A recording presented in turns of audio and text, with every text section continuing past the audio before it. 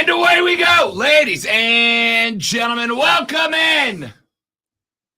The Rob Brown Show is on your radio. This is the Fan Upstate. Howdy, y'all. What's happening? How y'all doing? How was your weekend, ladies and gentlemen? A good one, I hope. Everybody doing exceptionally well? Yes? Did we have a lovely few days off? It's back to the grind, man. Back to the grind. I am Rob Brown, and directly across from me on the other side of the metaphorical glass this AM, in charge of this radio broadcast and every radio broadcast, hashtag Dad Kicks, Colonel Grudge, the Sultan of Swag, the Professor of Perfection, the Wizard of Wave himself. Lonzo's here as well. What up, Zoe? So I look at my screen and Twitter without a W is trending. And I don't know if I should click on that or not. I'm thinking I probably shouldn't. I will, but not on my work computer. Okay. I'm not going to put that on Twitter trending topics because I'm not quite sure how to say it. So, I have an idea of how you probably say it, and I'm not doing that. So anyway, it's now I'm really tempted because it's for show purposes. It's research, man. So I'm waiting to see if you actually click on it, but it may not be trending on yours, which is weird. It is. Is it? Okay. Right above, coincidentally, I'm sure, hashtag spring break. Oh, no, that's not it for me. It's like below Demon Slayer, but yeah, you don't know what that is probably. So it's an anime. It's because Elon was responding to somebody on Twitter, and he said they tried to muffle our blank. That's not a bad. You can say that word, right?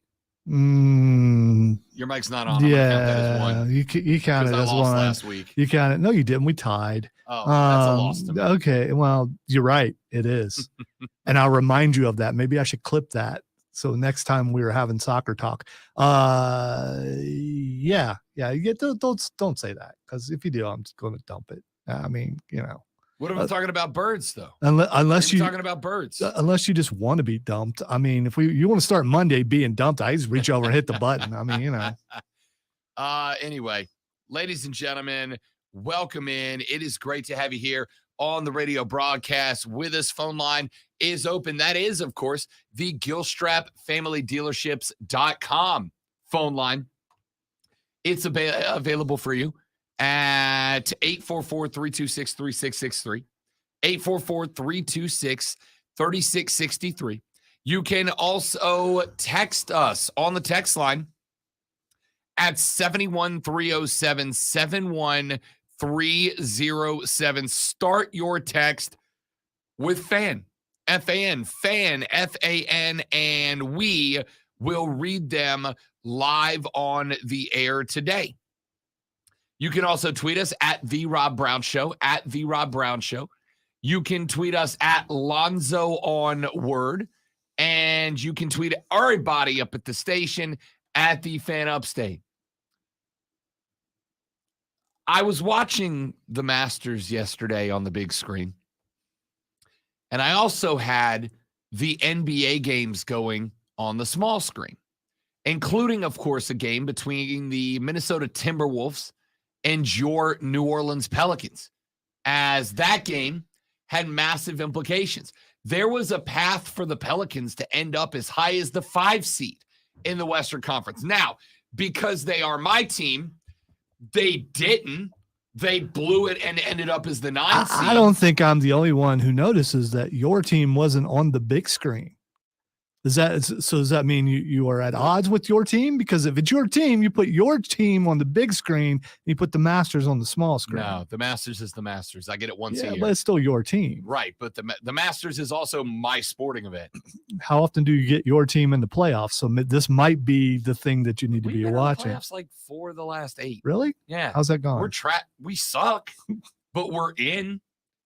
I'm glad Zion's still, taking some time off to get better, Yeah, he's out of the play-in tournament. Wellness retreat or something. I don't know. He's out of the play-in tournament, but he has been playing 3-on-3 ball. So fingers crossed he gets close. By the way, do you bring him in as your secret weapon? We are the 9 seed. Yes. Yeah. Do you bring him? Yes. You bring him in. He's only good for maybe a couple games, probably. Then he's gone. It's unfortunate, but that's the way it looks. By the way, if one more of you hit me with, Rob, you guys should trade Zion. No, I'm not trading him. That's 5 syllables. I'm trying to figure out what exactly you're because I realized if I did 4 syllables, you would know what I was saying there. And I didn't know if that'd get dumped or not. So I rolled with it. Anyway, if one more you people hit me with, Rob, you guys should trade Zion. Why? No. We gave him the extension. He can ride it out. I would rather not send him away for 3 or 4 mid-caliber players to go back to being a middle-of-the-pack team again until we get lucky and win the lottery again. No, he can ride out his extension with his on the bench, as far as I'm concerned. But we'll come to that. That's another conversation. What I did want to get about was the fact, Lonzo, that Rudy Gobert punched his own teammate in the huddle. I saw a headline. Which teammate did he punch? Kyle Anderson. So not one of the most important ones, but that's a terrible thing to say. So let's just say a teammate. You mean Rudy Gobert, the little Rudy who started playing when he was younger? I'm maybe thinking of somebody else. No, not Rudy from Notre Dame's football team. Oh, okay. This is the Rudy Gobert that, remember when COVID started and he touched all the that Rudy Gobert. That's Rudy. And when I think Gobert, I think French. When I think French, I don't think of someone being punched. I just don't. So much disrespect to the French. Unbelievable. I am a fan of their bread, though. Delicious. Little garlic on there. Can't go wrong. Minnesota Timberwolves' Rudy Gobert was sent home by the team after, during a huddle, he threw a punch at Kyle Anderson. Timberwolves president Tim Connolly said in a statement, quote, "We made the decision to send Gobert home after the incident in the second quarter. His behavior on the bench was unacceptable. And we will handle the situation internally." Did this happen with, it was Golden State last year, right? Lonzo, this wasn't the only player who threw a punch at a teammate yesterday. Oh, it happened all right. Twice yesterday. We'll get to the other one here in just a minute from right now. According to Adrian Wojnarowski, the Woj bomb, of course, slightly less powerful than the Gobert bomb, which is the punch on video? I'm sure it is. Go to Twitter and search Gobert. Gobert. We might need to break it down. Gobert, like we did the one last year. You know what? Join us on the live stream. Facebook.com/TheFanUpstate, Twitter.com/TheFanUpstate, or go to YouTube, search The Fan Upstate, or go to Twitch and search The Rob Brown Show. I will pull up and break down that punch on the live stream coming up very shortly. So my question here is, what's the craziest coworker story you've got? Right? Like, what's the craziest coworker story you have? The story of the guy who just snapped, or the gal who just snapped and did something at work that you went, good luck in your future endeavors. Rudy Gobert got mad, according to Wojnarowski. Woj said, where'd that story go? Wojnarowski said that Anderson in the huddle told Gobert to shut the bleep up, bleep. All right, so I don't know if this is a punch, really. It's not a great punch, and he had way too much distance to connect, so he was aiming chin, but he caught him in the chest. But he was aiming chin. He's a good deal taller, so I don't know. I think he meant to shove him in the chest. I don't think he meant to it looked punch close him. fist to me. I just saw that Anderson has a cardinal on the back of his bicep in a weird. You might need to get punched for that. It's just, nothing wrong with a cardinal, but where he has it positioned, look, it's like right here. Let my man live. Why can't my man live? Nothing says bird watcher like that. I don't know. According to Wojnarowski, Anderson told Gobert to shut the bleep up, bleep, and then Gobert threw a punch that did not land with a whole lot of force. It looked to me like he went closed fist, aiming for the chin. Maybe he didn't. Maybe it's a little low. Maybe he did go chest. We'll break it down during the break on the stream. Go pull up the stream, and we'll get that when we get to it. Gobert was pushed back by Taurean Prince, who was the first to react. The rest of the team then separated the two. Gobert was sent to the locker room and then told, take your ass to the house, my man. You can't throw a punch at your boy. You can't do that. You can't. So what time of day was this? Maybe you wanted to get home and see the Koepka meltdown. It was early afternoon. Yeah, so I just want to get home and see, Yeah, he wanted to see that. It was early afternoon. It wasn't, it was like, I don't know, 5:15, something like that. Yeah, right in the end, right when Koepka started going downhill in the Masters, which I watched a good portion of yesterday. So phenomenal final. And the only reason why I watched is because I wanted him to win, so you'd be angry today. Him. Koepka. Oh, Brooksy? Yes. Florida State's finest.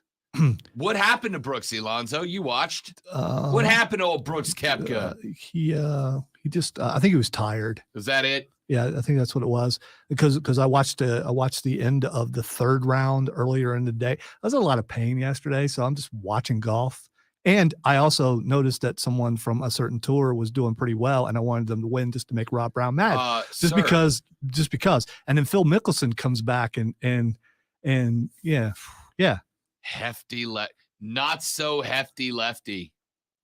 Phil made a hell of a run. Phil looked like he could be coaching the Seattle Seahawks. Yeah. I'm just saying, from certain angles. 7 under on Sunday to get to 8 under for the tourney, and checks in as runner-up, the oldest player to make the Sunday cut and the lowest round ever shot by somebody over the age of 50. Hefty lefty was out there swanging, but when it came down to it, it didn't matter because John Rahm is that dude.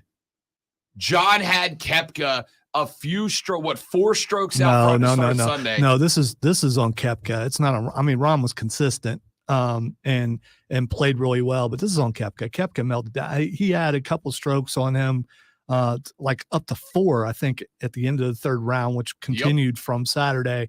And if he just maintained and parred the whole way, he would have won the thing. But the thing is, this sounds weird coming from me, but the greens got faster as the day went on, as the ground started drying out from I believe they said 2 inches of rain, which I believe is accurate because we got that here also. And so as the greens got faster, the way they were, Koepka didn't adjust the way that Rahm did. So what? No, I keep going. I can watch a sport and actually, or if it is a sport, I can watch it and tell you what I saw. Give me more. This is good analysis. No, that's enough. Golf's your deal. You sound like it's your deal right now. Just out of wanting to see the chaos, and I didn't see it. And by the way, I think there was like 2 holes left, and I just turned it off because I knew there was no coming back from that unless there was lightning strikes or something. So, which it did, by the way, and brought down 2 trees on the course. I think in the end, there might have been 4 pine that fell over the weekend. Luckily, I don't believe anyone got hurt. No. Some of it's on video, though. You can see. It's a big damn tree too. Yeah, those things get top heavy, and when the winds that we had here, which were blowing really heavy, were blowing in Augusta also. So, all right, we have got a lot to get to on the radio broadcast today, and I want you to be a part of it. The Gilstrap Family Dealerships.com phone line's open at 844-326-3663. The text line is open at 71307. We have got to talk NBA as our play-in tournament is locked in, and our playoff bracket for the NBA's postseason are locked in at this point.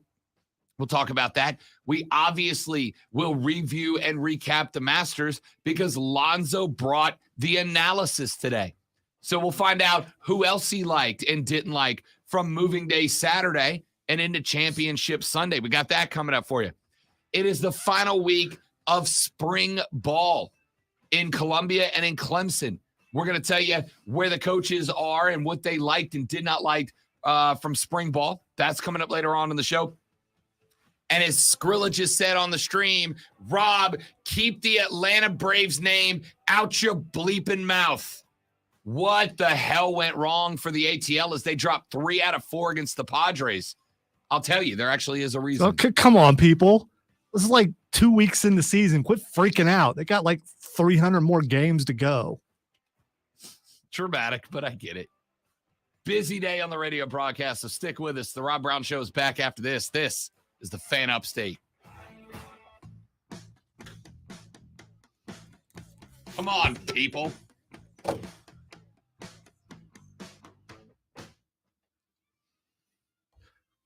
I've already talked baseball on the air. I had to talk baseball on the air Friday night.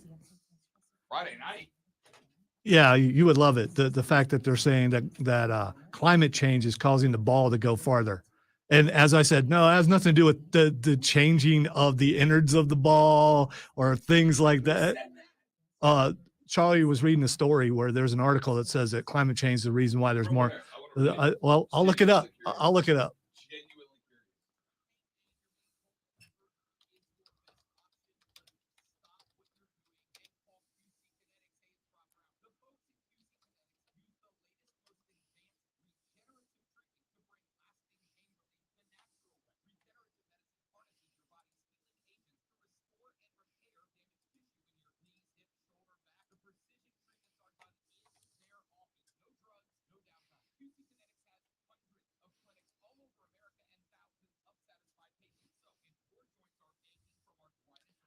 As far as golf goes, just because I'm not, a golf guy doesn't mean I don't understand the game. I have played it before, believe it or not. And wasn't horrible. Probably could have been better. That's what most people say when they play a game. Yeah, if I continued to play, I'd have been pretty good. But when I was on the golf course, I weighed nearly 400 pounds. So, it was unusual. Putting was a problem because bending over, not easy. And if I got a belly putter, it would have been like way out here. A belly putter.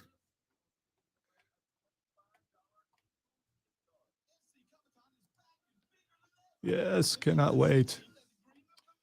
I'm off the air at 4 on Saturday. I'm going to head over there at 5. You're probably going to be gone by then, right? Yeah, I'll be here getting ready to do the show. Yeah. Are you going Sunday? Yeah, I'm going Sunday because I had never seen the cosplay contest. Okay. And the cosplay contest I believe is at 3:00. And yeah, I want to see the cosplay contest. I just sent you that article. An article is from NBC. I don't know if it's the one he read, but where did you send an email?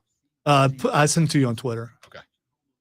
It seems to be the thing you check the most. Because I'm on the Fan Upstate page. I got to flip over. Oh, okay. Well, you don't have to read it now. Well, I'm very curious. Hey, listen, Zelda was going up against Diablo. I already knew that Cameron, it would have been a different story if Tim and Matthew showed up for the show, but neither one of them did. That's on them. And so the other guy on the show, Rob Young from Borderlands Comics and Games, his favorite game of all time is Diablo. Just happened to work out that way. And I can't leave the sponsor on the show and not have them participate. I mean, Wait, Zelda lost to who? Diablo. That's wrong, dog. No, it's not. It's wrong. It's a superior game by far. Zelda's for kids. Diablo is for adults who want to kill demons. You go play your flute. I'm going to kill a 10-foot demon lady. I will remind you that Lonzo just said that a thing is worse off because it's for kids. I'll remember that. You go ahead and I'll bring up the ties. I mean, your tie system sucks. Yeah, no, but you said ties were okay earlier in the show. Everyone heard you. And I said I would bring it up next time that yeah. You said I'll find the exact word about ties because words, there are multiple words, but still there are words. Hey, just every year something loses to something else. There can be only one. I mean, if your favorite doesn't win, guess what? It lost to somebody.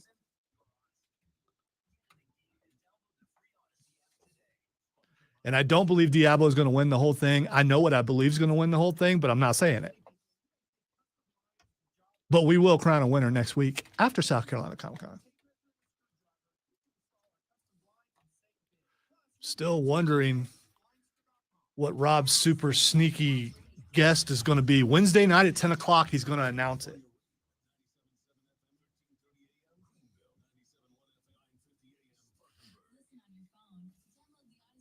Matthew was on Twitch watching because he was at home doing something, Super Smash Brothers thing. He was unhappy. I think you're wrong, Steven. I have to look it up. I think Diablo was out before Zelda.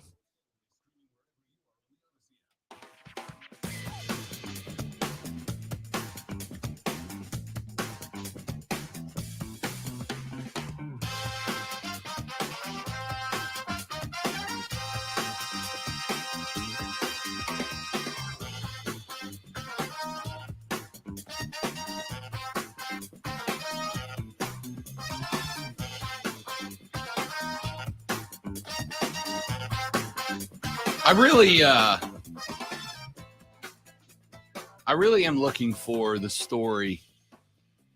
Everybody's got one. I think everybody's got one. What's the most unhinged thing a coworker's ever done in your presence? Lonzo, you got any stuff? You've been in this game long enough. I can't. Do you know why I can't? Do you have any that you can? I'll think about it. All right. Well, first thing I think I will think of some things of people who are no longer in the building. I had because when you say unhinged, I think of one person. I had about 10 years ago or so. Well, no, I guess it's not bad. About probably 7. About 7 years ago, I was working at a radio station in Destin. And that radio station was a mom and pop station. If you've listened to the show long enough, you've heard me talking about it in the past. But I was working for a mom and pop station, and that station was sold to an investor based out of Las Vegas. And this guy, he was kind of one of those dudes that loved to flaunt his cash, right? So he bought the station. He flew down from Vegas. He got rid of a bunch of hosts. He brought me on board with a couple of other people, and he stuck me on night. So I was working 9 to midnight at this point, which was fine. I was just happy to be back on the radio. I had kind of had a 6-month hiatus, brought me back in, put me back.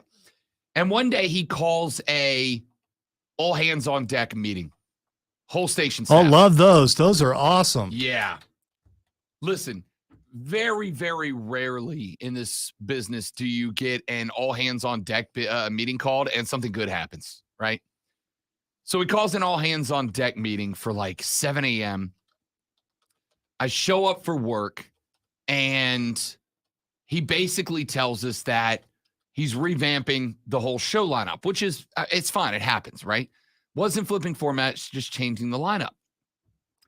And he was bringing on a syndicated show, and he was moving. There was a young lady who was doing a show from 9 to noon in this time slot on the station, right? We had a local morning show, a local 9 to nooner, and then he was bringing on another person to go from, or he was bringing somebody on. He was moving her from 9 to noon to noon to 3, right? And he was putting one of his buddies on out of Vegas from 9 to noon to do a sports gambling show. Not got no problem with that, but this was a guy out of Vegas, and it wasn't syndicated. He was just doing it on our station. And sports gambling is illegal in Florida still, right? I mean, it's illegal in most states. Well, a lot of states. I don't know if it's most still or not. But it's illegal in Florida. So it's like you're moving people around to give one of your buddies a show based out of Vegas about a topic that doesn't help anyone in Florida because we can't gamble here, right? Well, the producer of that show was basically in a spot where they could only work until noon, which meant that this person wasn't going to have a job anymore. And the guy was like, well, you can still stay on and work here. But this kid, I say kid, he was probably 26, 27. So not a kid to me at the time, but kid now. This kid was like, you're pulling me off the air, right? Like, you're going to give me a desk assignment. Basically, this person was going to become a traffic manager. Was not happy about it. So the guy's like, look, I don't know what to tell you. I'm sorry. This is the decision I've made. This is the show we're bringing on. If you don't want to work here, then go. This guy, though, got up, the producer kid, got up and just walked out. Which, hey, I get it, right? I understand. This guy had put in probably 2-3 years at this station at this point, really wanted to work his way up to host, was doing a real good job. And then basically this new guy comes in and within like 2 weeks says effectively, you're getting yanked off the air. I got nowhere for you. You can stay on and schedule the station, right? And that's it. So the guy gets up, he walks out of the building, and then about 7 to 10 minutes later, the meeting's wrapping up. The guy walks back in. And at this point, I'm like, oh, we're about to have like an office problem, right? Like, not to get graphic, but if a dude gets that angry, walks out of the office, 7 minutes later, walks back in, you're looking for an exit, right? He walks back in.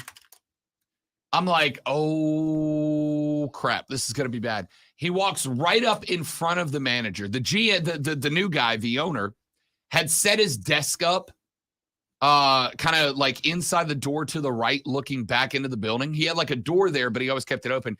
He walked in, looked at the boss, walked into the boss's office, Alonzo, grabbed the front of the guy's desk, poof, just flipped it. Completely grabbed his desk with his computer, all his stuff, everything, just flipped it over, walked back out of the boss's office, looked at him, gave him the double bird, thumbs tucked in. That's the angry bird. You remember we talked about that, the proper way to flip the bird? You can flip the bird with the thumb in or the thumb out. I've come to the conclusion that the thumb in bird, that's the angriest bird. This is the thumb out bird's like a casual bird, right? It's like, bleep you, buddy. The thumb in, that's the angry. That's the stone cold bird. That's the angry bird. He walked in. He flips the dude's desk completely on top of itself. Walks back out of the office, looks at the new ownership, gives them the double bird, thumbs in, the angry bird, goes, bleep you, and just walks back out. And that was the last I ever heard of that guy. I don't know where he is now.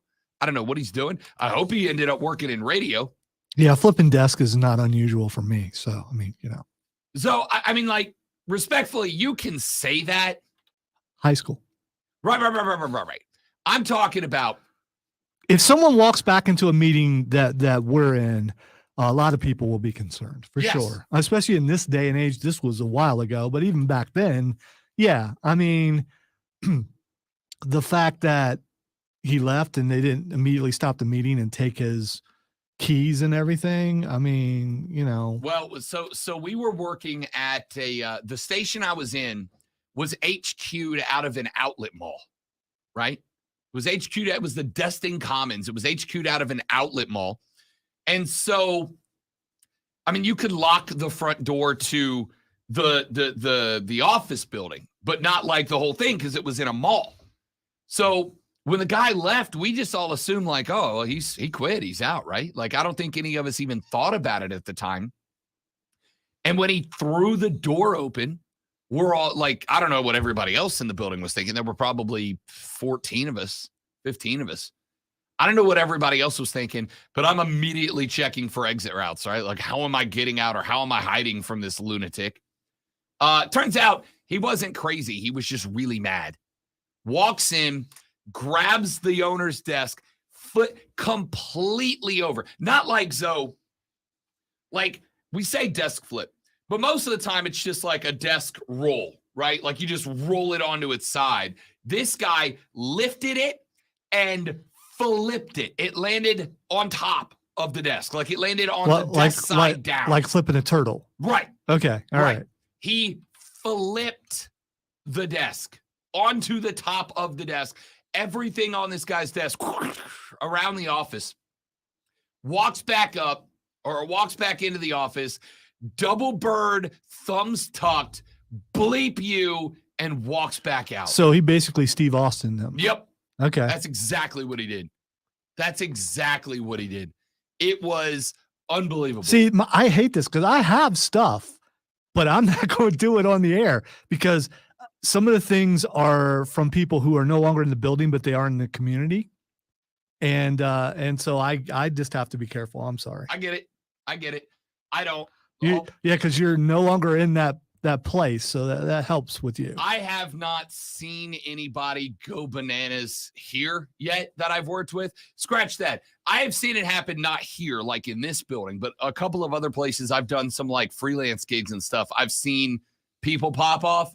But yeah, no, the desk flip dude was top 5. And part of it was probably the adrenaline spike for me. That dude leaving 6 or 7 minutes later, coming back in and kicking the door to the office open.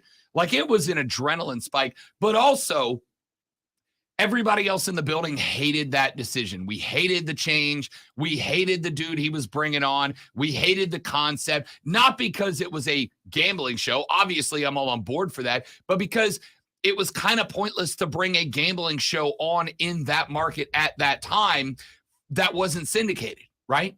All right. Just the one dude. I have a reliable source that told me of something that happened downstairs. I can talk about this because it doesn't involve me, where 2 account executives nearly got in a fight, screaming, cursing. And my first question was it like whack-a-mole? And what I'm talking about, did heads pop up over top of all the cubes downstairs? And apparently they did. And each time the guys would turn around and look as they're screaming, the heads would go back down. And I really wanted to be down there for that. And I also didn't like one of the guys and wish the one guy would have did what he threatened to do, but nothing came of it. But apparently they were in each other's face, blood red, cursing. And it was apparently a lot of people were very nervous downstairs that it was about to turn into something. And the one guy that I'm thinking of, I've seen him he's gotten in my face a couple times and was not talking to me. He was talking about a situation. So I can imagine them butting heads and what would have happened downstairs if it actually came to fisticuffs. Because was there a clear winner? Like if they were to go at it? Yeah, my guy. Yeah. My guy that I'm thinking of, clear winner. Someone who I'll just say wasn't from around here either. So it's it would have been ugly. I think someone might have gotten thrown.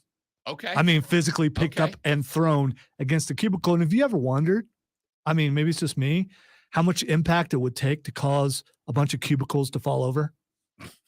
Because I think this guy would have been able to do that. So that's I got stuff, but I just can't say it. All right. So what is the most unhinged after Rudy Gobert threw a punch at his teammate Kyle Anderson? What is the most unhinged moment of a coworker that you've ever seen? Whether it was targeted towards you or somebody else, what is the most unhinged? There was a guy at a Christmas party. I know this one. Who used to be on the air. I know this one. Who came up and said something to me about my wife. And my wife jumped in and said, he's not worth it. He's drunk out of his mind. Let's just leave. And I was really good for Miss Lisa, because Lonzo would have pancaked a fool. Oh, I wouldn't be here anymore probably because it would have escalated beyond that. Because I was that mad. And then that same guy decided to pick a fight with the GM, which was a very big mistake on his part. He was no longer in the building after a little bit, but he also had another incident. Yeah. Well, in fairness, people like that tend to have more than one. And alcohol and other stuff was involved. But this guy never said a word to me. Walks up to me in the party and says something to me. I'm going to defend those of us who are known for imbibing at their Christmas party, that's not an alcohol-triggered event. That guy's just a butthole. He was not a hugger. Yeah. No, I've been around opposites. Mostly they were my stepfathers, but I've been around others who the alcohol makes them a little more violent. And right, but they're still a butthole at heart. Yeah. Right? Yeah. Well, that might be the trigger, but it's not the cause. It's a symptom. All right. So here we go, ladies and gentlemen. Here's the question that I have for you. What is the most unhinged you have ever seen a coworker act? Rudy Gobert punches a teammate in the huddle during yesterday's Minnesota v. New Orleans game. It reminded me of one that I had. What's one that you had? Give us a call. Tell us about it. 844-326-3663 on the GilstratFamilyDealerships.com phone line, or text your answer to 71307 when we come back here in just a minute.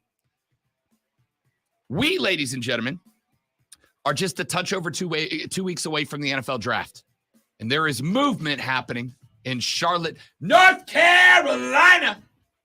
There is a potential quarterback draftee in Charlotte right now.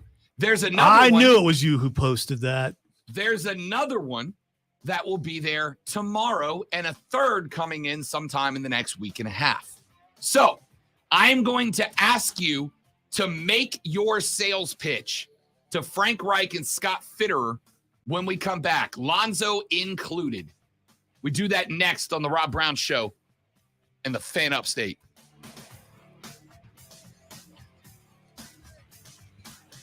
Heath, what's up, my dog? Yeah, I'm good with that. You know I'd have your back in that one. No problem. There's some backstory there, but my man Heath, I'd have had your back on that. Yeah, when that's the thing. You know, I would not have been violent otherwise at that party, and I didn't get a chance to be. If he hadn't, Miss Lisa saved the proverbial ass on that one. She did. This was I don't know, like 15 years ago. I was less chill then. Less chill. Lonzo had less chill. Joey P said, had a VP at my company get blacked out at the corporate retreat, go into a cabin he thought was his, and get into a fist fight with another company VP. He was not fired for it. Here's the thing. It's hierarchy. If you're one of the higher people, if you're a person who gets to make decisions on who gets fired, you're not going to do it to yourself. Again, as mentioned, Rob Brown will absolutely have a drink or three at a corporate party, but that's because Rob Brown knows who Rob Brown is. The biggest threat you're going to get from Rob after a couple of Jack and Cokes is like, I'm going to hug you. Yeah, and I'd rather be punched than hugged. So, yeah. That's fine. By the way, all my friends in this building and elsewhere who drink are all stinking huggers. Yeah. Okay? Yeah. And it's annoying. All right? Shove me. Don't come up and put your arm around me. I don't want none of that. The biggest threat you're getting from Rob if he's drinking is, I'm going to hug you. Get ready. I'm going to hug you.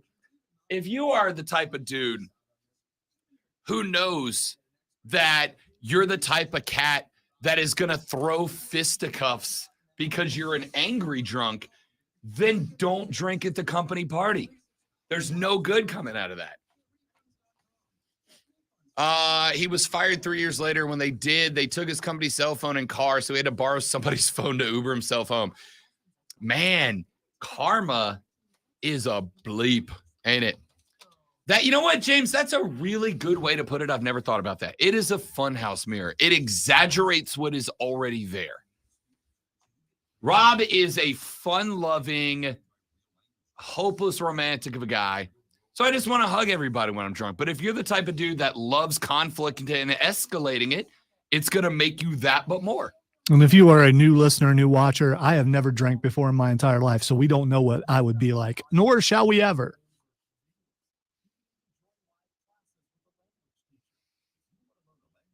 But unfortunately, all my hugger drinking friends are all my height or taller. So there's no getting away.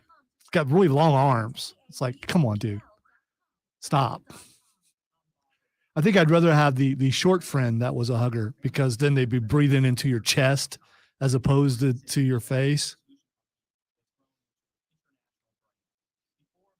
I had an uncle that was a hugger also, but he was also violent. He was, so you didn't know which one you were getting. I don't know, man. Hey, do whatever you want to do, but do it safely. I don't need to do that stuff to get loose and get crazy. When I spent time around my friends, I had a couple different groups growing up. When they would start drinking, I, of course, was the responsible one, but I could act normal when they were drunk. Rob has never seen me yet. He's been close.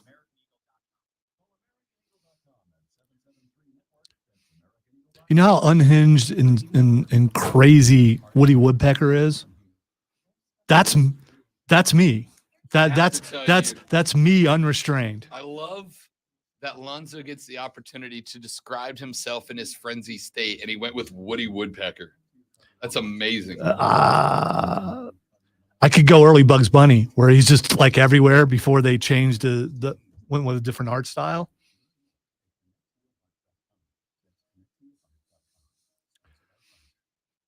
On this show and on especially on Upstate Pulse, you're close to me, not the me that you get at home.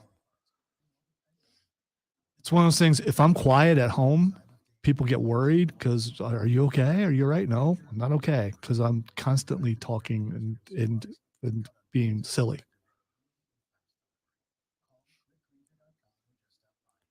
You would go Mighty Mouse, Kevin.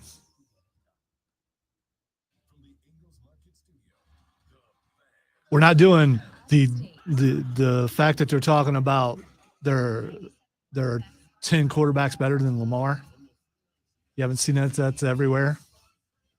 10 quarterbacks better than Lamar. I don't even have to think about that to know that's not true.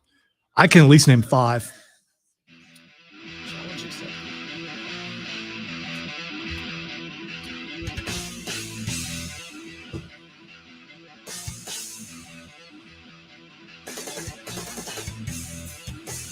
All right, the Rob Brown Show rolls on. This is the Fan Upstate. Welcome back, ladies and gentlemen. Robin Lonzo with you on a beautiful Upstate Monday. Ba-da. Want to be a part of the show? Gilstrap Family Dealerships.com. Phone line open for you, 844-326-3663.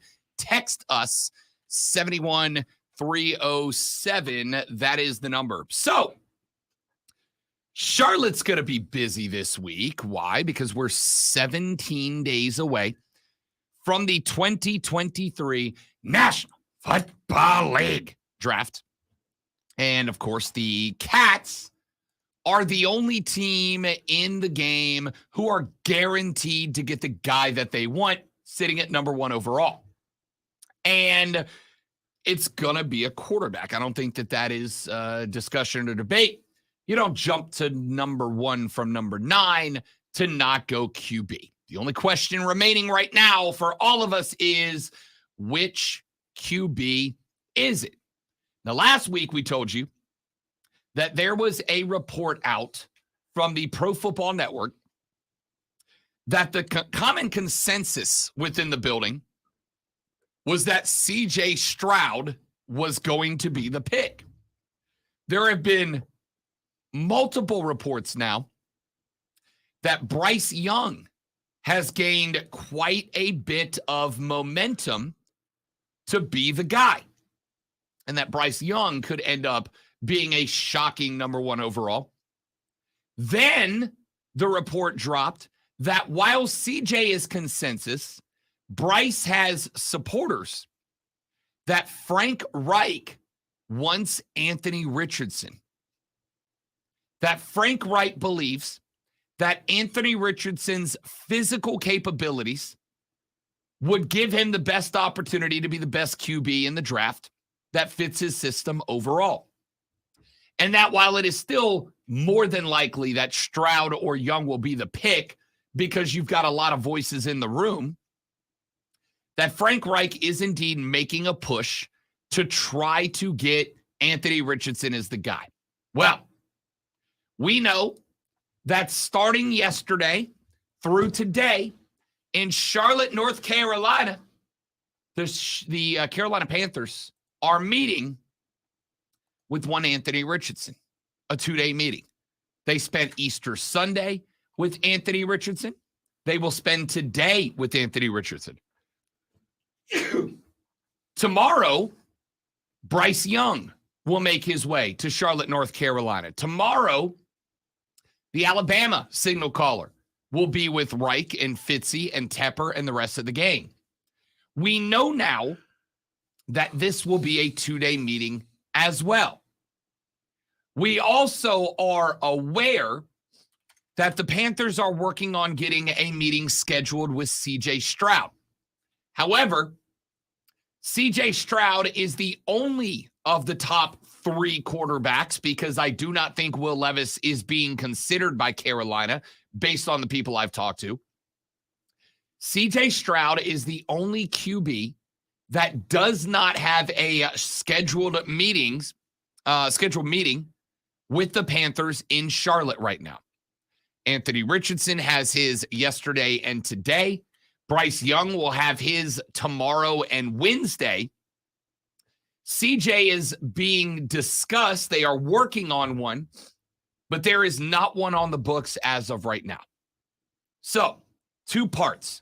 Number 1, does it concern you that Carolina was able to schedule a meeting with Anthony Richardson and schedule it first, that Bryce Young will come in next and has a meeting scheduled with Frank Reich and his Panthers, but that C.J. Stroud does not?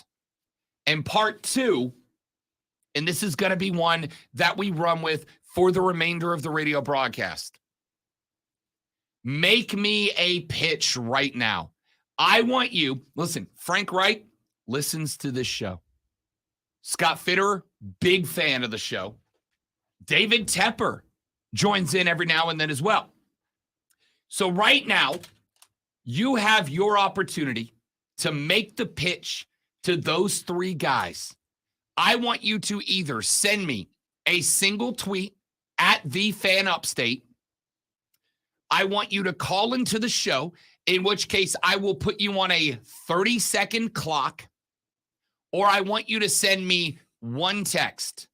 Make your pitch for the quarterback of your choice in one tweet, one text, or a 30-second call in order to get the guy that you want drafted. Who is it and why? Lonzo, let's go back to the first thing I asked, and let's start with that. Question number 1, does it concern you that Richardson is there now, Young will be there tomorrow, and as of right now that I'm aware of, C.J. Stroud does not have a scheduled meeting in Carolina on the calendar? All right, I'm of 2 minds on this. One is, yeah, you're right. Panthers organization, when they're in the area, of course they listen to this program. I mean, why would they not? And I believe rich people have license to troll. And I believe that Tepper is personally trolling me by having Richardson in. And I think that's all to me. The other thing, probably the more realistic to some people, because they think I'm joking about that, but I'm not, because I mean, it's serious. He absolutely listens to the show. How could he not? Is you already know who your guy is. And when you already know who your guy is, you want convincing that that's not your guy. So you bring in the other 2 guys. That's a possibility, and see if they can change your mind. And that's what he's doing. Bring these guys in, see if they can change their mind, because they're going with C.J. Stroud. Unless, and I don't know what these other, I don't know what Bryce Young or what Richardson could do to convince them otherwise. I'm going to start with, I do not necessarily agree that they already have their guy, but I wouldn't be shocked if they did, right?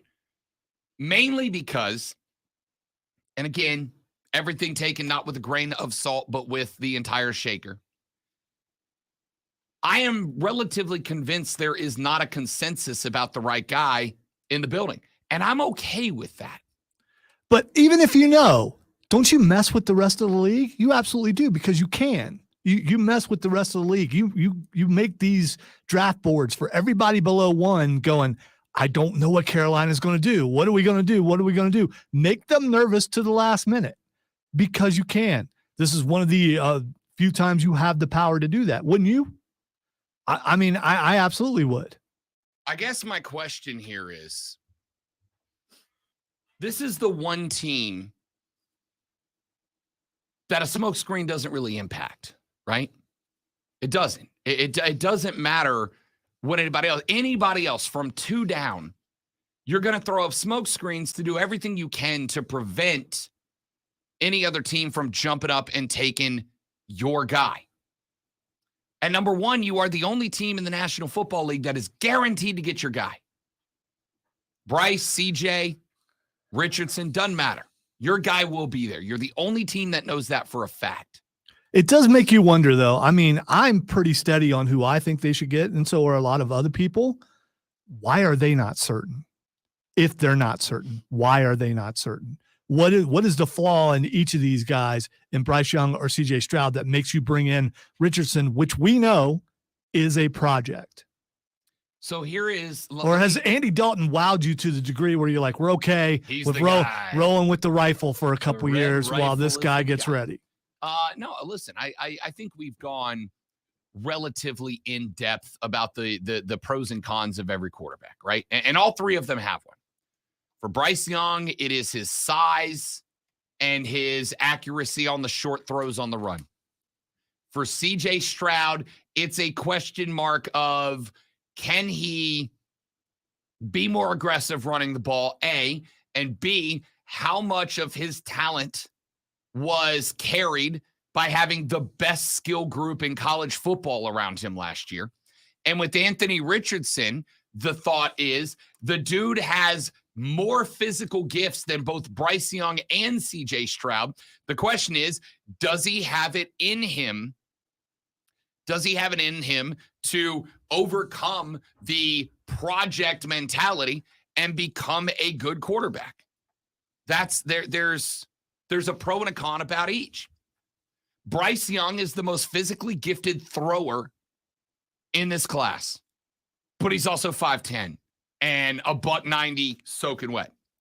CJ Stroud is less talented throwing the ball than Bryce Young, but he's much more likely to be able to get out of the pocket, make something happen, and not get dragged down by an arm tackle. And as I mentioned 100 times, if Anthony Richardson is able to grow into a quarterback who's mentally capable of quarterbacking the Panthers, he might be the most physically talented, physically gifted of all of them. So it makes sense to me that Carolina does not yet have a consensus on the pick. Hell, they may not have a consensus on the pick when they make the pick. And that is why I want your pitch right now. Who is the guy you want them to go with, number 1? And in a 30-second call, a single tweet, or a single text, tell me who the guy is and convince Frank Reich and Scott Fitterer that he is the guy. Texter said, my pitch, trade back to 9 to get your players back and pick up Derek Carr. You mean Derek Carr that's about to go Hall of Fame and light the league on fire? That Derek Carr? You're damn right. Let's take a break. Hour number 2 is around the corner. The Rob Brown Show rolls on. It is the Fan Upstate. That sounds like someone wanting to get rid of Derek Carr. I'm just saying.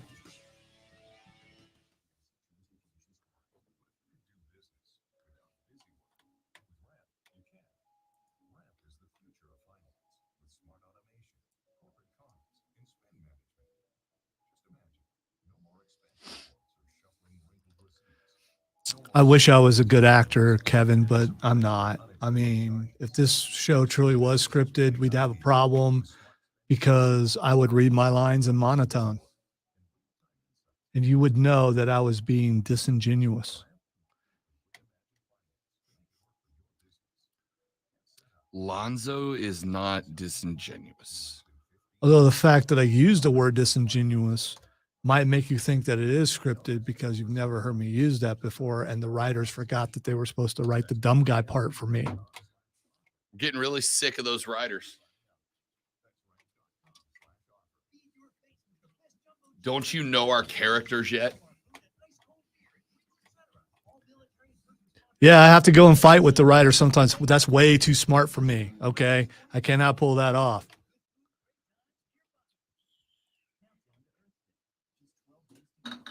Roll. Oh my gosh. Oh, Let's go. That was amazing and lucky at the same time.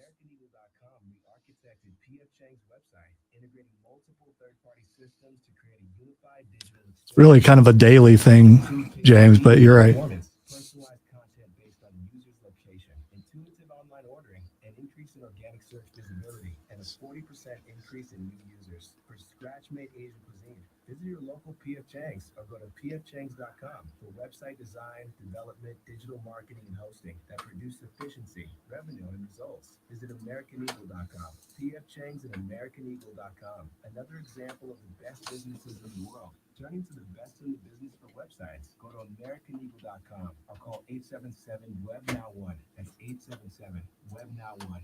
Hey, this is Mark Ryan with Offsides on the Fan Upstate, and we're going to be live at Eagles Markets in Greer, 1524 Locust Hill Road this Wednesday, 3 to 7 p.m. Come join us. We'll also be giving away a $25 Eagles gift card. When I can't sleep, my mind just races. I think about work, the kids, but I don't think about taking melatonin because I'm afraid I'll feel groggy in the morning.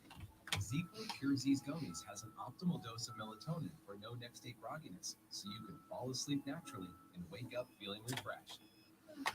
ZQL Pure Z's Gummies for better sleep like never before. And try Pure Z Sleep. Well, Kevin, I am the heel on this program. Rob wants to be the heel, but he's not. I have more heel qualities.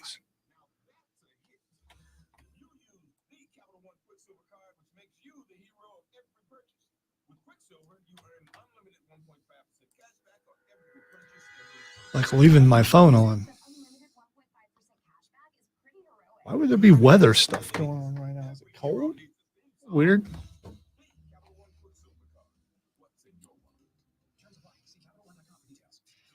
And Steven, no, I did not. That you have to wait a little bit. I do know who it is though.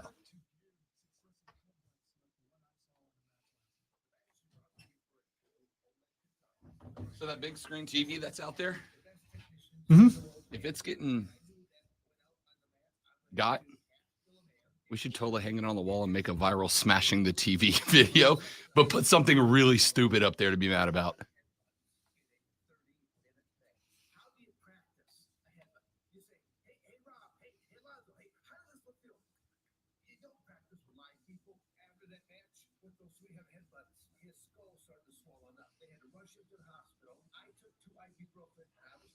Dan the Beast Severn telling you exactly how he earned the nickname. Same great show, new time. The Rob Brown Show. Now 9 to noon, only on the Fan Upstate. Now CBS. Trey, I would compare myself to a villain who you don't really know they're the villain till the end of the movie, and then just suddenly looks at the camera and starts smiling, and you realize you got the entire time. Rob reacts to Brock's heel turn.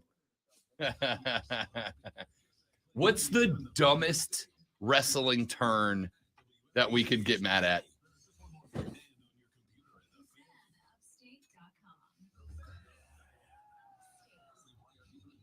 Back in the day, Otis's heel turn was I mean, No, if it was more timely, should do Knoxville's victory over Sami Zayn. Just get furious about it. no, that would work. You're right. QC in the first break. David Arquette. Yeah, there we go. That could be. Come on. All right, Kevin, that's too far, dude. That's too far. By the way, my forehead is huge. You'd be able to see it if that were true. Texter says, Rob, we complain when a quarterback has no weapons. Now we're going to punish a quarterback for performing when getting talent. Idiotic, be smart. Stroud is the guy. By the way, this is just every time he does that, it's just a dig at me. Talking about you, it's just a dig at me. He's surrounded by talent. Yeah. And as I said before, so was Bryce Young. And you've said, well, Ohio State's talent's better. Yes. Every receiver that he played with might actually end up being in the NFL. That is true. And it doesn't happen very often, except for now. I think Ohio State is becoming wide receiver university, at least over the last couple of years for sure. I mean, I don't get it. I don't get it. It's like, CJ Stroud's going to be the guy. CJ Stroud should be the guy, but it's like you're looking for reasons to make it look like he's not going to be the guy. I am looking for the Ohio Panthers. State's never done anything to you, so I don't know why you're coming at him like that. I think you're making it personal when it's absolutely not. The Panthers have to get this. So pick you're correct. saying that you're not enjoying that jab that you throw my way every time you do that? No, I'm saying it's not a jab, but you're enjoying taking it like it is. It's a jab. It's not. It's a jab. Anyone out there believe it's not a jab, because it's definitely a jab. I mean, it's not a Rudy Gobert jab, but we're about the same distance. So, I mean, I guess it's possible, and you got some reach to you. But I do got some reach. Yeah. You know what I would do? I'd do this stuff. Hey, Kyle, did you try just back away? moving an inch Just or back two? away a little bit. It is not a jab. Listen, it's this simple to me. If Rob Brown wants to get paid, and he does, you can ask him. He needs the Panthers to be good. If Rob Brown wants to get paid consistently over the next 3 or 4 years, he needs the Panthers to be good for a while. If they do not get this quarterback pick correct, it is the difference between being good for the next 4 seasons or being bad for the next 4 seasons. I get all that, but if that's why they're doing this, why would they bring in a project? I mean, if you bring in and you talk to Bryce Young and you talk to CJ Stroud, I get it. Why would you bring in a project? Even you have said he's a project. Why would you bring it? Because you're not going to get right with a project the first year. If you have the option, I'm going to go with another metaphor here because that's just what I do. If you have the option of making a very, very good, I'm going to scrap the food. I'm going to go to a car. If you have the option of buying like a 2023, I don't know, Honda Accord, that's a good little car, right? I used to have an Accord. That thing lasted me forever. I hit 200K on my Accord before I ended up getting, somebody hit me in it and I had to get a new car.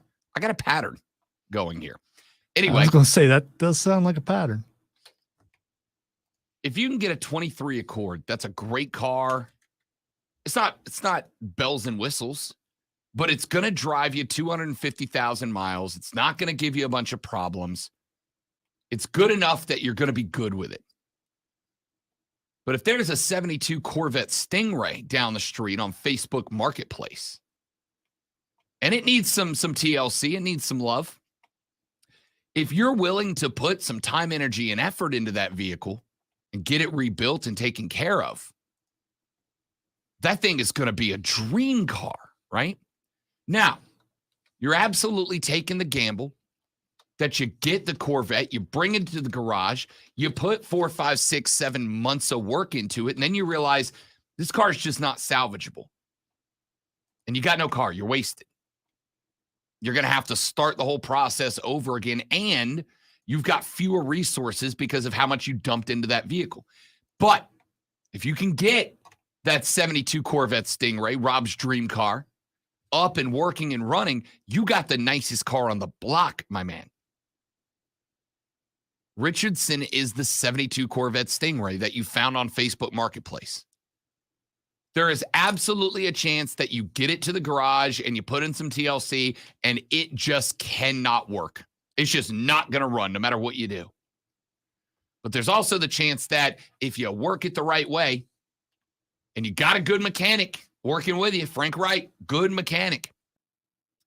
Got a good mechanic putting in the right TLC into that car, you might end up with a dream car that will outpace that Accord. It's a risk. It's a gamble. Now, again, would I be more comfortable with Richardson at 9 if Stroud and Young were off the board? Of course. I am literally car shopping right now. And I have gotten to a point, Zoe, where I've realized I have got to be practical with this purchase, right? Rob can't go out and buy the car that he wants because it's like a super dope ride. I got to be practical with this purchase. I got to buy the car I know is going to carry me for 10, 11, 12 years without giving me any major problems, right? It ain't going to be the flashiest. It ain't going to have every bell and whistle, but it's going to be really, really good to me for a long time. Versus, for instance, the 2016 Daytona Edition Mustang that I saw on cars.com the other day with a cobalt blue paint scheme with silver striping down the side that I was like, Cobalt blue. oh, it's dope looking. But I realized that car is probably not going to last me as my primary. That's a toy car. That's a fun car. It's not going to last me 12, 13, 14 years, right? It's not the practical choice. This is the practical choice. You got to make a practical choice. So again, let me be very clear.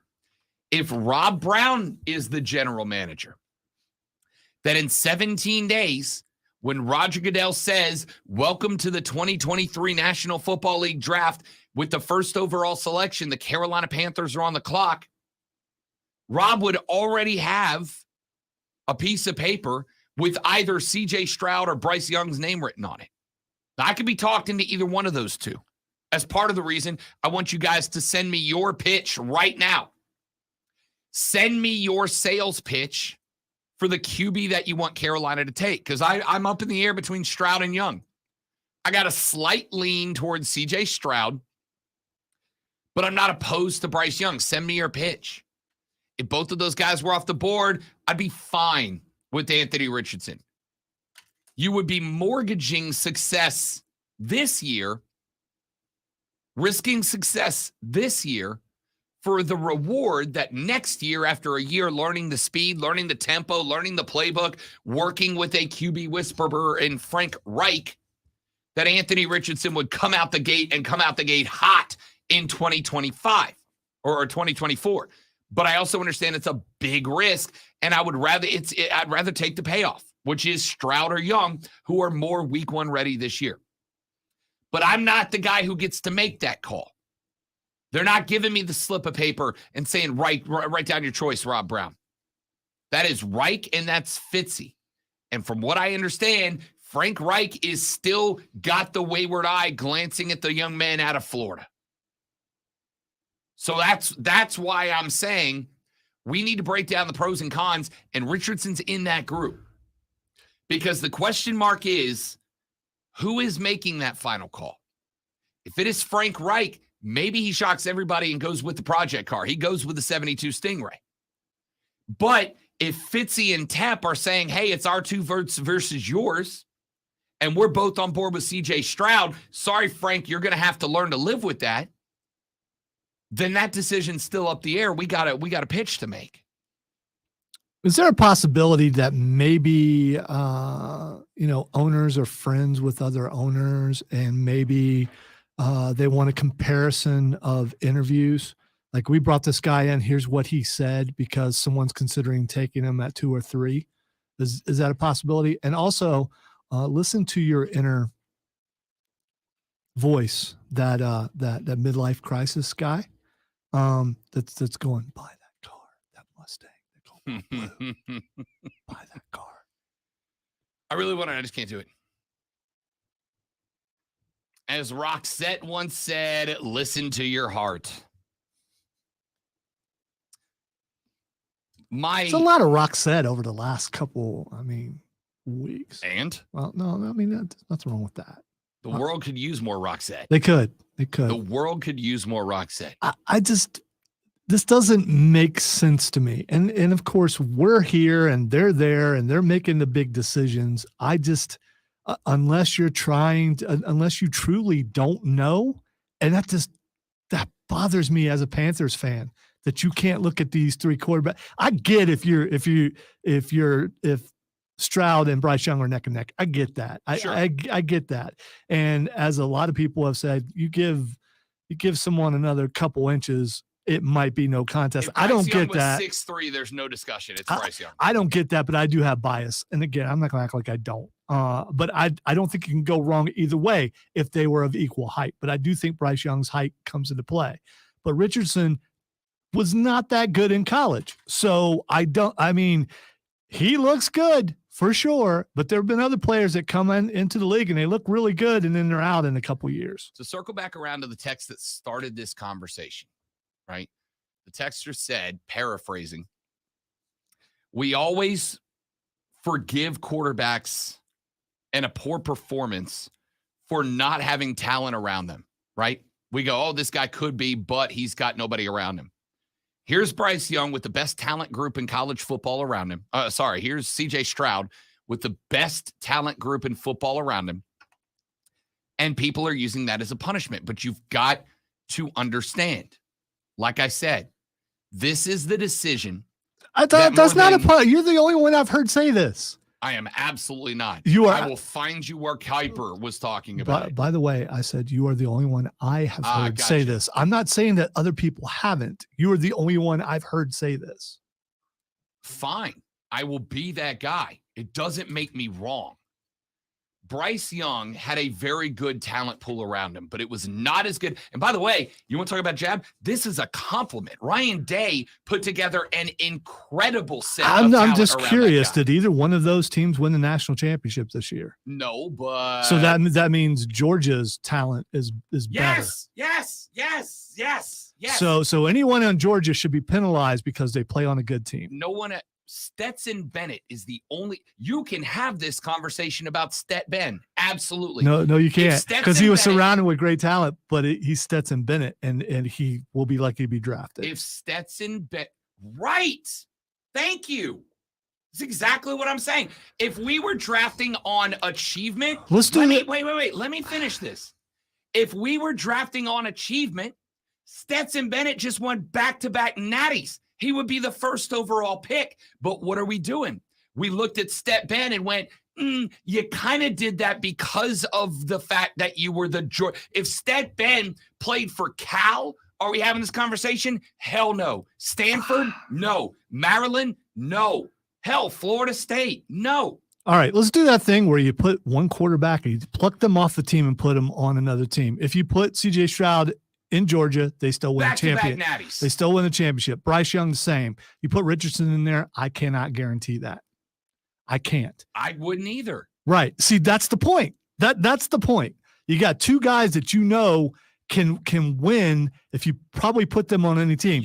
Richardson has to go to the right team. You're strawmanning my argument. I've never claimed that Richardson is as good as Young or Stroud today, right now. The argument is, can he be better than them with the right situation down the line?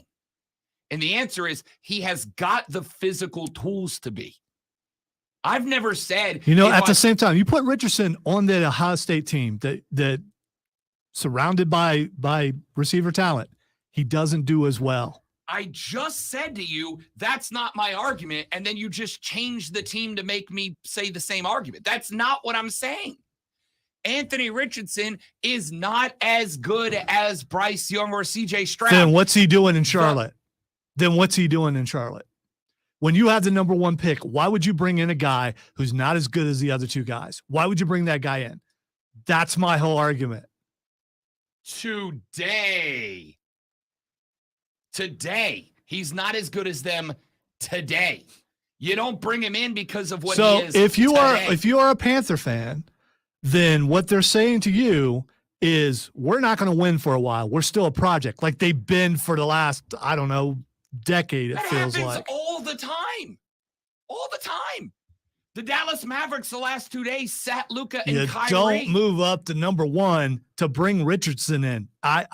It causes me to doubt the people in charge with the Panthers because it just doesn't make sense at all. And if they draft CJ Stroud and he's a good quarterback, the clouds will open up and the angels will sing.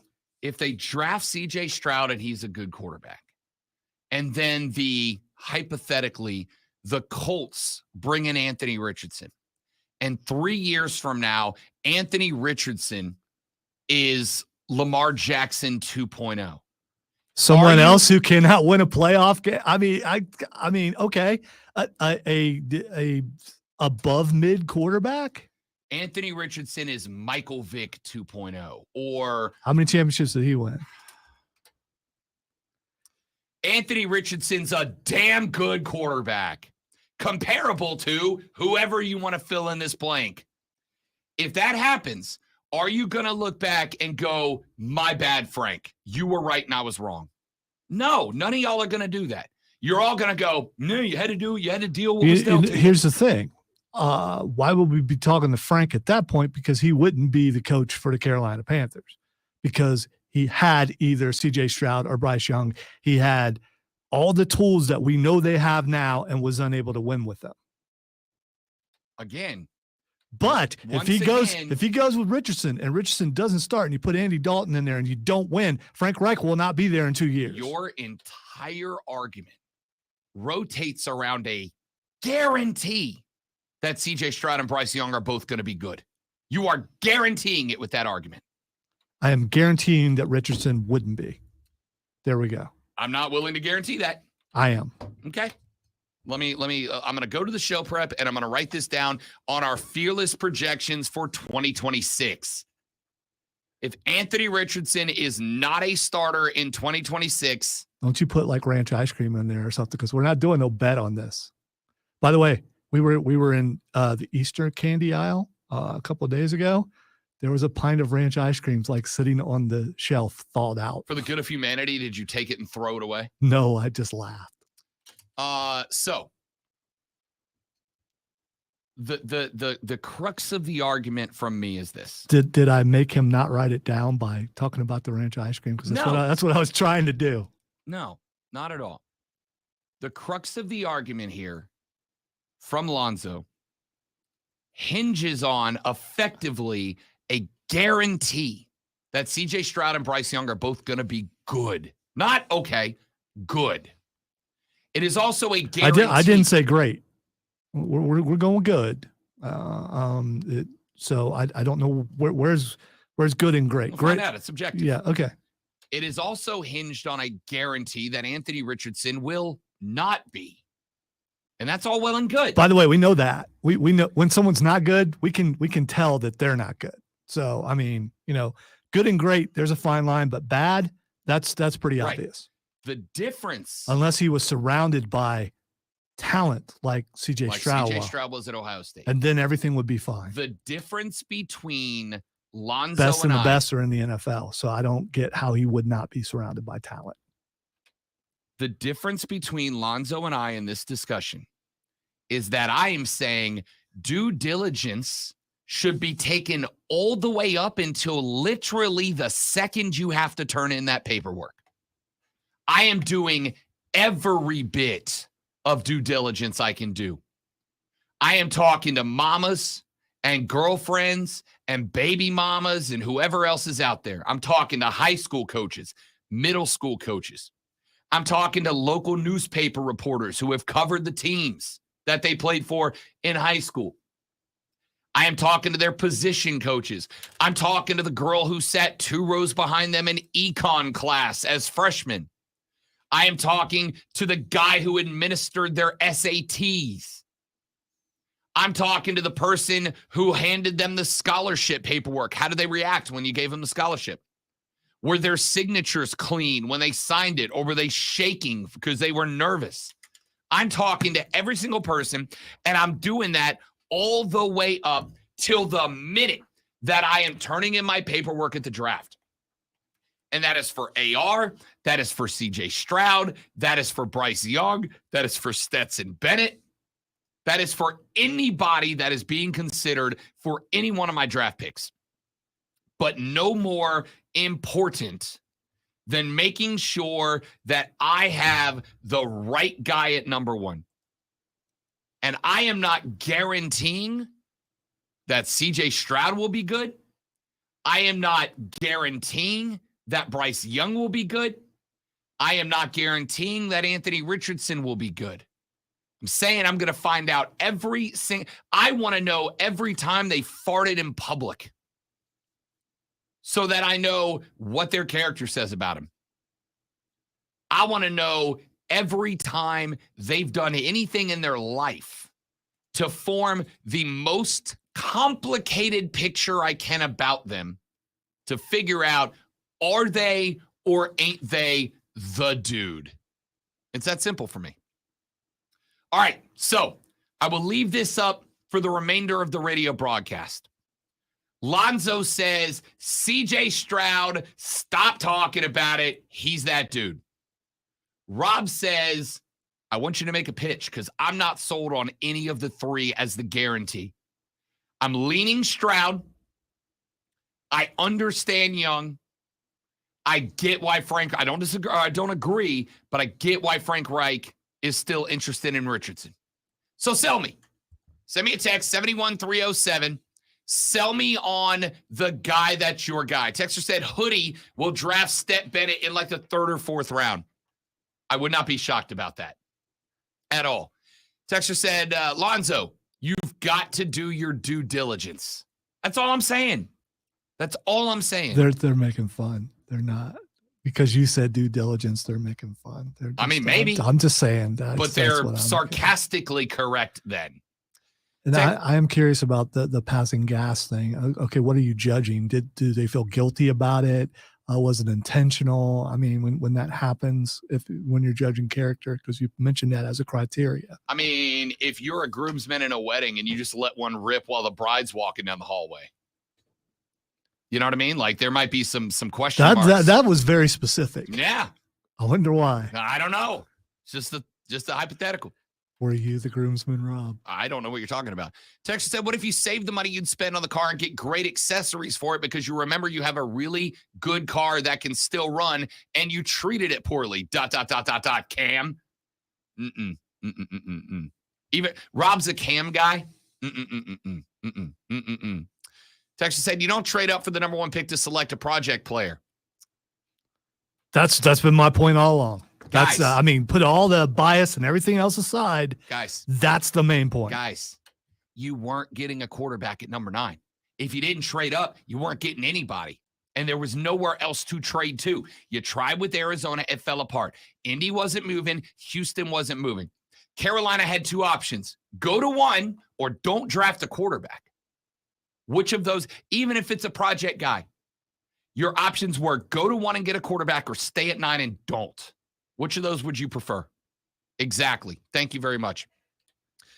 Texter said, Stroud easy. Bryce's size is his only drawback, and you have to worry about the durability. Anthony Richardson has proved nothing. And Texter says, it's Stroud because Stet Ben, who was 8 against the top 5 QBs in this draft, said Stroud was amazing. Oh, well, Stet Ben said he's amazing. That's the guy. That's the guy. Back after this on the Rob Brown Show in the Fan Upstate. QC. All right, guys, got a live read. Stay right there. We'll be right back.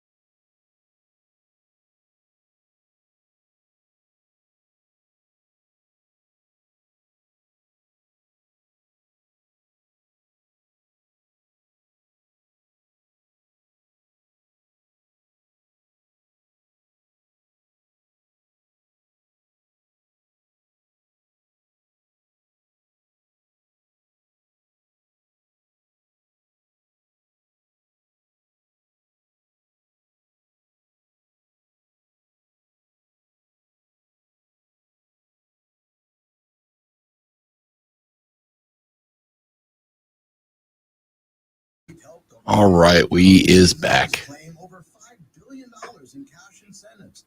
If you own a business, even if you've asked your CPA about this, you owe it to yourself to take another look. Every client is assigned a licensed and insured tax attorney who evaluates your company at my expense to accurately determine eligibility. Innovation Refunds has hundreds of 5-star reviews on Trustpilot and Google, and your business might be entitled to receive up to $26,000 per employee. Businesses of all types can qualify, including medical, professional, construction, even nonprofits. Please don't miss out on this. Even your doctor would tell you I think to the get biggest question of the day was your passing of gas on purpose. I can tell you honestly, it was not me. I mean, you should know. I was in my friend Brad's wedding a number of years ago. This would have been like 2012, 13. And one of my very dear friends, Ryan Nelson, who... Why are you doing that for? Why are you throwing Ryan under the bus? Because we've made fun of him publicly. We talked about it at the wedding reception. Ryan was also... This story is going to make me sound terrible. It's not meant to. Ryan was like 60% deaf. And he had a bad habit of passing gas that he thought was silent. It was not. Dude, that's so wrong. And he did it during the bride's procession. I don't think the rest of the church heard it, but everybody up there did. And it was everything. I have never tried so hard in my life not to die laughing as I did at that moment.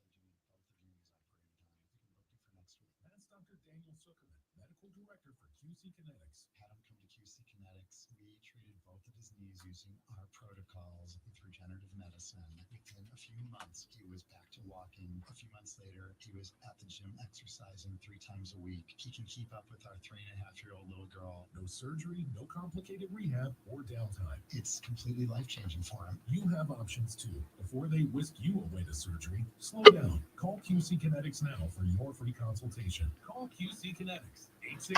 864-448-3772. That's 864-448-3772. 864-448-3772. Sponsored by Taco Bell. Taco Bell is sorry for going too far with its past breakfast. All you need in the morning is tasty, simple food, like a breakfast crunch wrap, fluffy eggs, cheese, sausage, hash browns wrapped in a warm tortilla. Grab one at participating Taco Bell stores during breakfast hours only until 11 a.m. while supplies last. Now, CBS Sports Radio. Here's how to get in the game. On your radio at 97.7 FM, 1330 AM, Greenville. 97.1 FM, 950 AM, Spartanburg. Listen on your phone. Download the Odyssey app and search The Fan Upstate. There's a whole lot more to know about sound if you really want to go into this subject. Your smart speaker. Just say play 97 The Fan Upstate. On your HD radio at WFBC HD3. There's just one more thing. And on your computer at The Fan. TheFanUpstate.com. Listen on the Odyssey app. Search The Fan Upstate.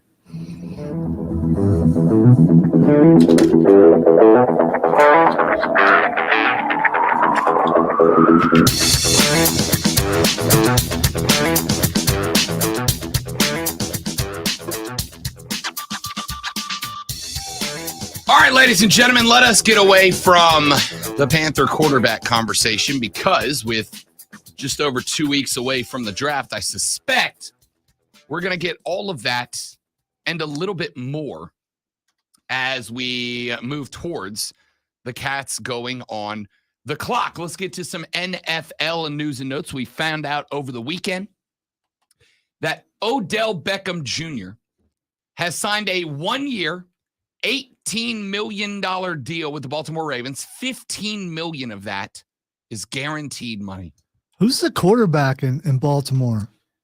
Well, I'm ever so glad that you asked, great one. And here's why.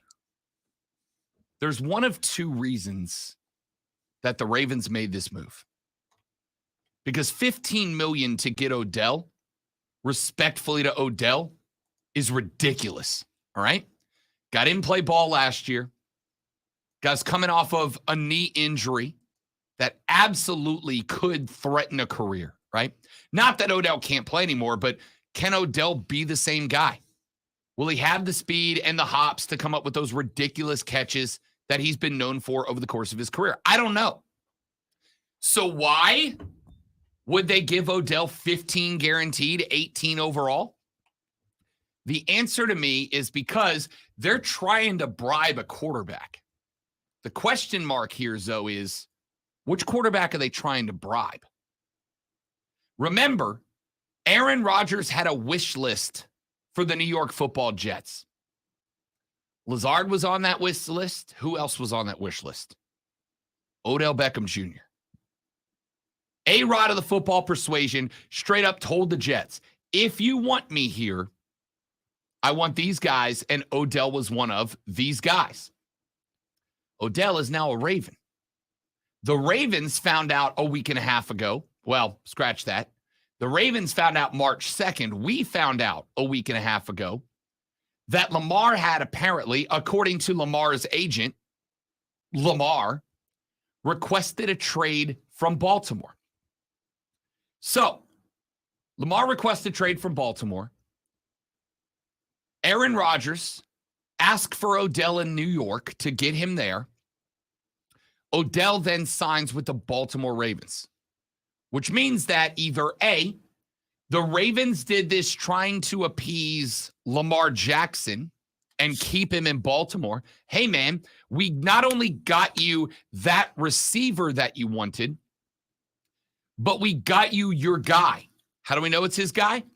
Because shortly after the Ravens signed Odell Beckham Jr., Lamar Jackson went live on Instagram and put up a post of him hanging out with Odell Beckham Jr. Safe to assume that they're boys now.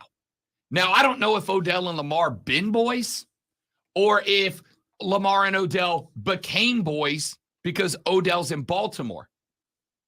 But I found it interesting that the team that Lamar was apparently real big on getting away from suddenly signs Odell Beckham Jr., and Lamar instantly posts a video of him and Odell hanging out with each other.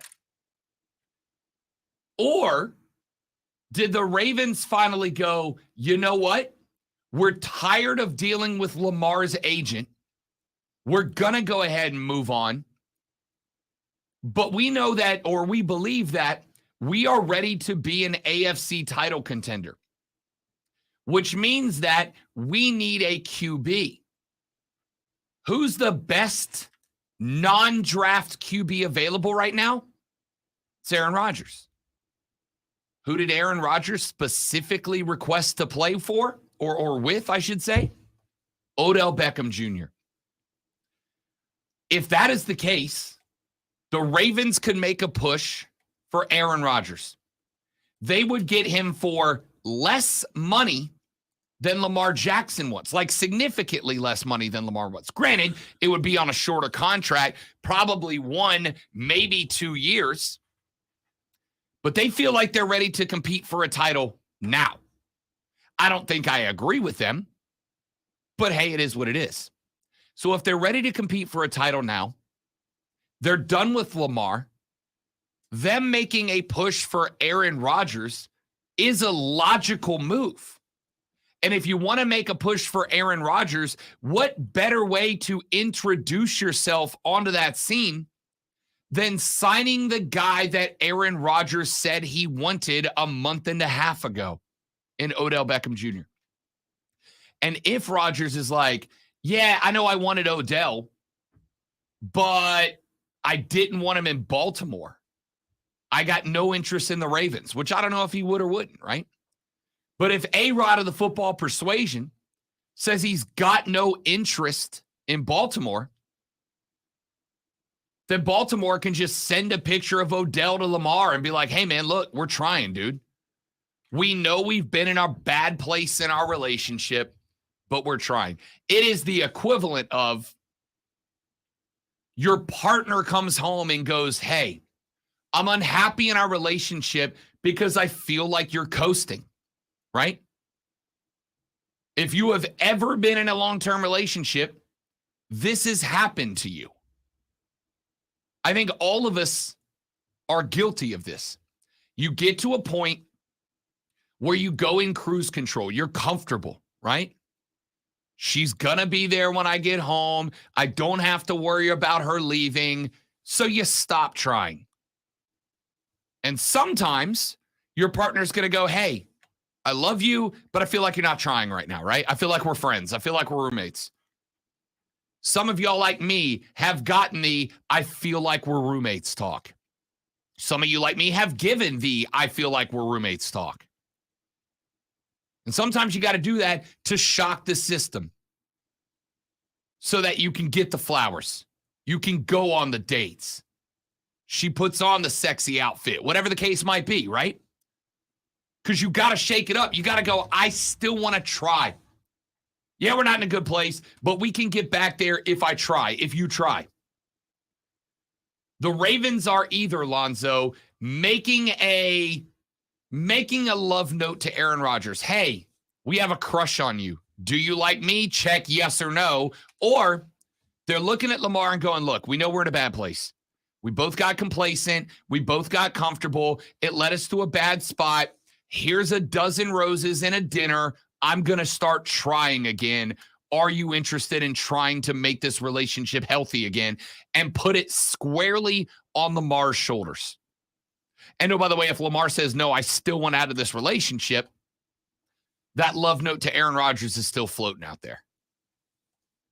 Do you have a beat on this, though, either way? Do you think the Ravens are making a last-ditch effort to mend fences with Lamar? Do you think this is a ploy to Aaron Rodgers? Or am I reading too much into this, and this is just an NFL team signing one of the best available wide receivers? You know, I saw something earlier about Aaron Rodgers to Baltimore, and I didn't read what it was about. So apparently it's this stuff.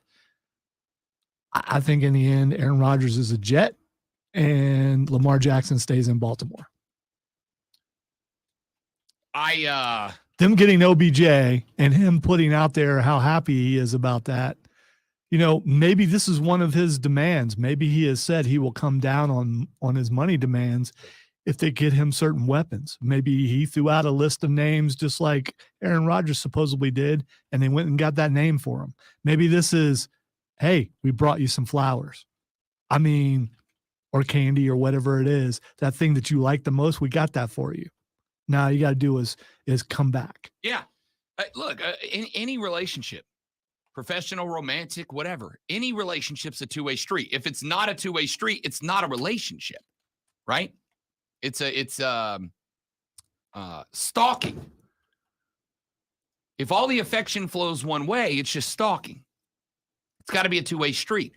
So this is either, like I said, the Ravens saying to Rodgers, I'll start walking your way, you start walking mine. It is either the Ravens saying to Lamar, hey, we're trying to meet you in the middle here. Like, we know we can't give you what you need financially or what you want financially, but we can give you what you want on the field, right? And let you start figuring it out. Or it's just the Baltimore Ravens going, we need a wide receiver and Odell's there, regardless of who's throwing to him. Odell is arguably the best wide receiver free agent out there. And we're going to take a 15.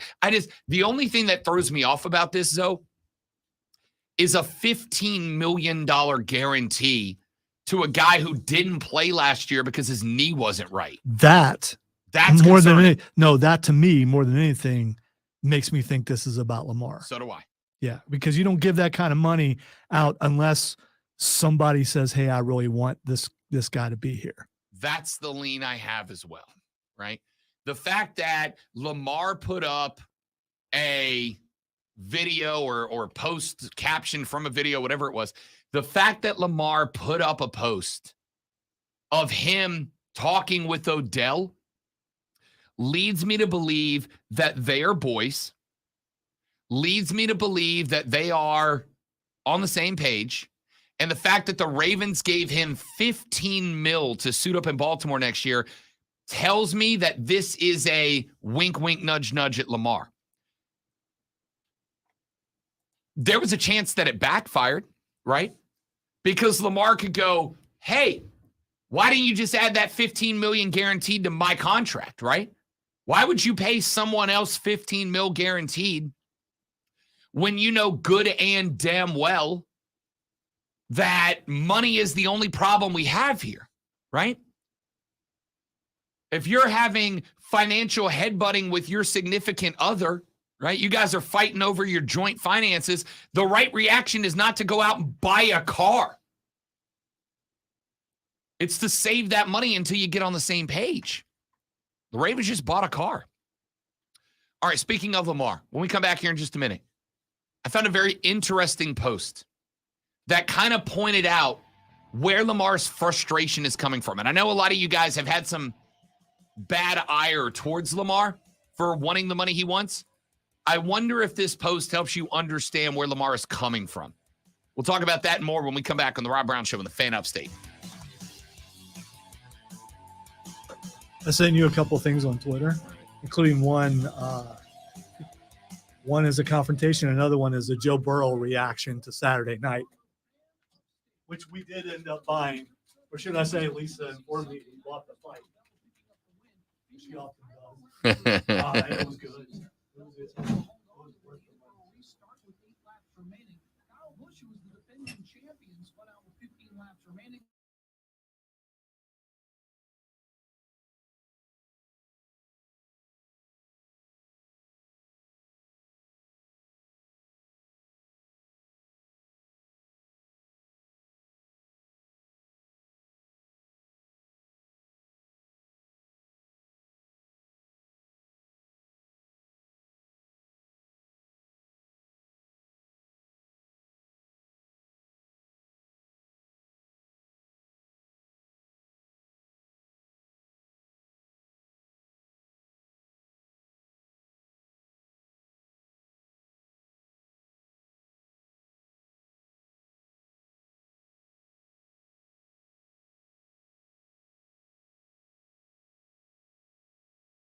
%, online access, and a free Visa debit card. It's everything you need from a checking account. But Will Lamar's life be easier if he had an agent? Yes.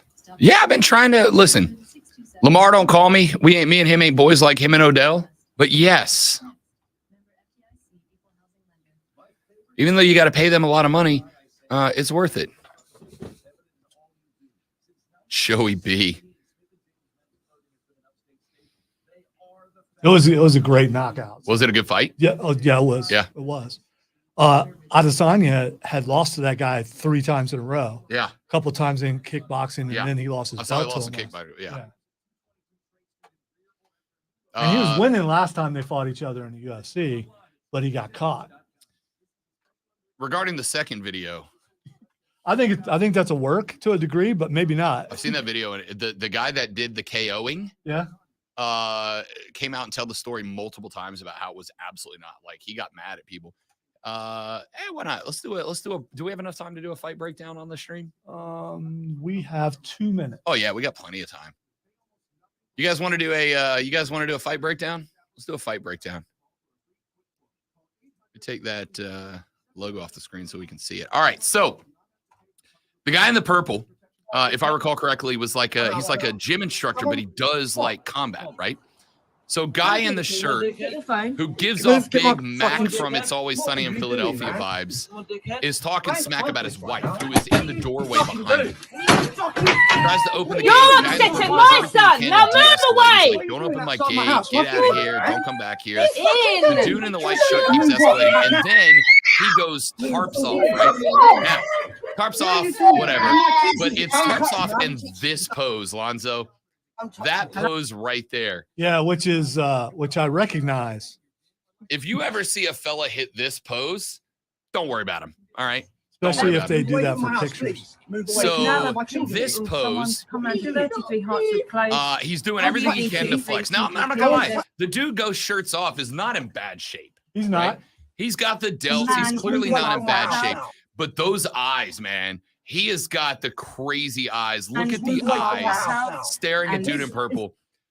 Those are drug eyes. All right. Behaving like you're not being. The dude in the purple continues to try to de-escalate. He's like, you Go gotta away back from up. my house You gotta now. back up. I'm gonna put you down if you don't back up. Dude keeps trying to come in the fence. Just move And away then from my property. Coach For fuck's sake. gives him clock. Good night. From my See, property. You know this guy knows what he Fuck's doesn't sake. telegraph the punch, right? Either way, The arm's down. Hey, He doesn't for telegraph the fuck's punch. sake. The arm's down, and then look at that. The left arm goes out to give you some pull. Because if you pull the left shoulder around, the right shoulder comes around quick. You can see from his posture that right foot is planted. He's going to drive off of it, and he comes. Look how far he comes through the punch. Because he punches through it. Oh, yeah. Just like swinging a lot of bat guys or a throw golf the punch, club. and Yeah. they stop at contact. He comes through the punch, and then you know he's real because he does what he can to stop the dude fuck's from sake. falling all the way to the pavement. Now, he doesn't get there in time, but at that point, he just lets him know about it. He does kick him while he's down. But the only reason why I think this is a work Just move because on. the shirt does Right. not match his pants. Oh, my And that God. bothers me. That punch is not a work. For fuck's We don't Right. actually see contact though. I don't think you need to. That's the punch of a guy who knows exactly what he's doing. You can see his soul leave his body. Yeah, you can. Luckily, I'm guessing that did not happen, or that dude So, would be in jail. But I have watched that video, and basically the reason the guy comes at him like that is the dude is threatening the guy's wife, right? He's like I'm gonna get to her.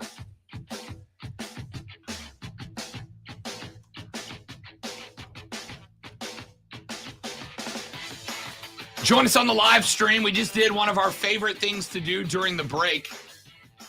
Fight breakdown. Lonzo and I will, during the break, take random Walmart parking lot fights and then give you a full breakdown of who did what right and wrong. We just had one a second ago of a guy that is, I assume, on some type of substance, trying to get into the back gate of a dude's house. He is threatening the dude's wife, and the dude one punch mans him right across the jaw. We did a full breakdown of the punch and the KO, and it was a good one. It was a good one. So join us on the stream. Interact with us during the breaks. Go to facebook.com/thefanupstate. Like the page while you're there. Go to twitter.com/thefanupstate. Toss us a follow. You can follow me and Zoe on Twitter at The Rob Brown Show or at Lonzo on Word. Follow the Fan Upstate on YouTube or The Rob Brown Show on Twitch, because we get into all kinds of stuff during the break, including parking lot fight breakdowns. We've had some good ones.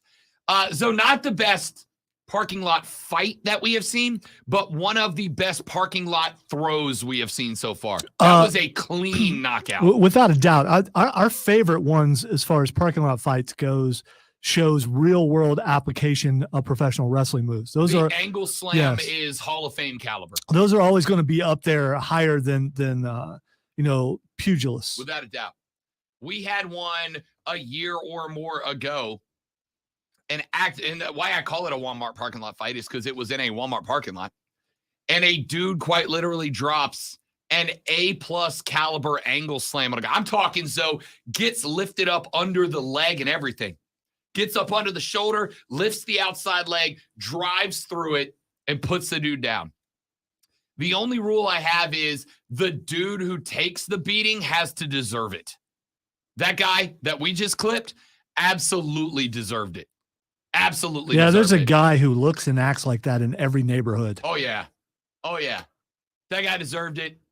He took the one punch KO, and old coach gave him a what for. Did you have that guy in your group? I had one in yeah. mine. So Big Mac from It's Always Sunny in Philadelphia vibes off that guy.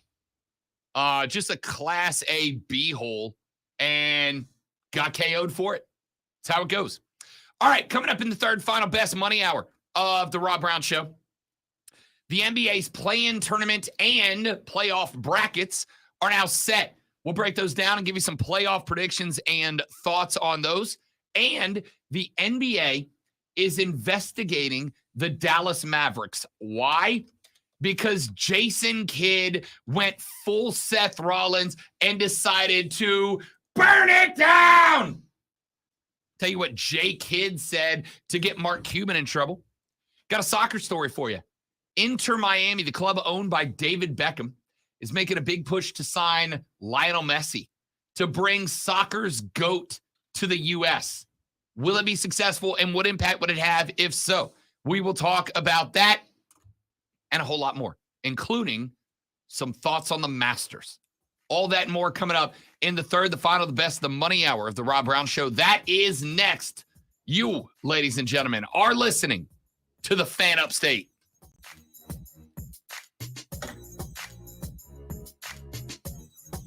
That is correct. Likes to fight guy ruins everything. Everything. Because like to fight guy. Unless you're in likes to fight group. Right. And then But it's that's the on. thing. Yeah. Likes to fight guy is never magnetized to another likes to fight guy. Likes to fight guy always goes after doesn't like to fight guy. You know how I know? Because it's always me that has to talk these situations down. Likes to fight guy usually, not always, but likes to fight guy usually can't fight. That's why he goes after doesn't like to fight guy. To make himself feel better about his inability to fight. We had that guy in our group when we go bowling on Saturday nights, like midnight bowling. And almost every time, like every week, that guy would always look at the group next to us and go, he says he could kick his butt, always talking about me. And one of the times the guy he said it to said, do you think you can? And I said, without a doubt. And then that was it. The only thing likes to fight guy likes more than fighting is getting his boys in the fight, right? He loves to stir the pot. Because then he's staying back and he's going to jump in spots. Yeah, he's going to wait for his spot to jump in and feel like Billy Badass, and it never works out. Likes to fight guy does not like to fight. He likes other guys fighting. It's funny. The one time I didn't go with them, they actually got into a fight. See, because you're like me.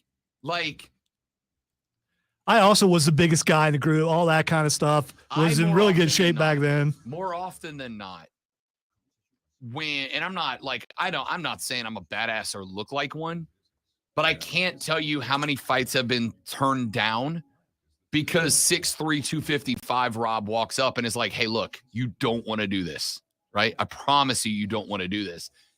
And usually, like, I'm not trying to stereotype here, but usually likes to fight guy is like 5'10", 190, right? And when Rob jumps in there, I'm like, you don't want to do this. It can settle down a bunch. Rob is also not afraid to be the dude that's like, look, man, like, you're going to go down.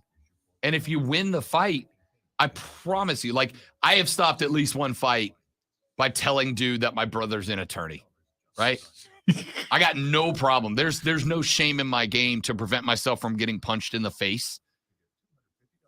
All I can tell you here is it takes like to fight guy one time coming up against the wrong dude and getting that guy to sleep, and likes to fight guy is not likes to fight guy anymore.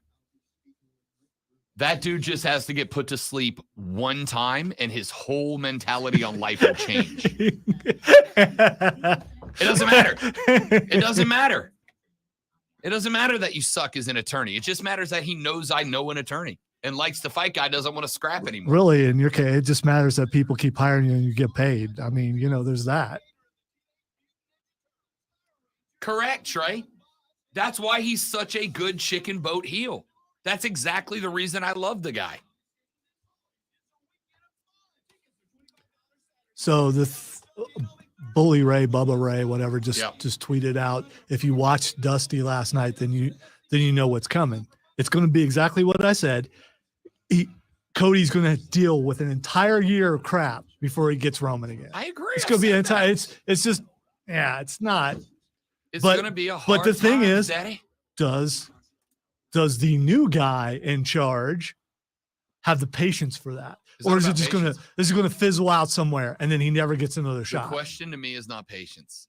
The question to me is Vince willing to put the strap on a guy who left him to go do AEW?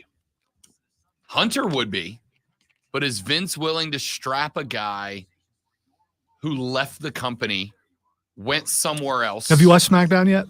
Yes. So you know Hunter's announcement? Yes. I'm not totally who gets split up? Does the bloodline get split up because of?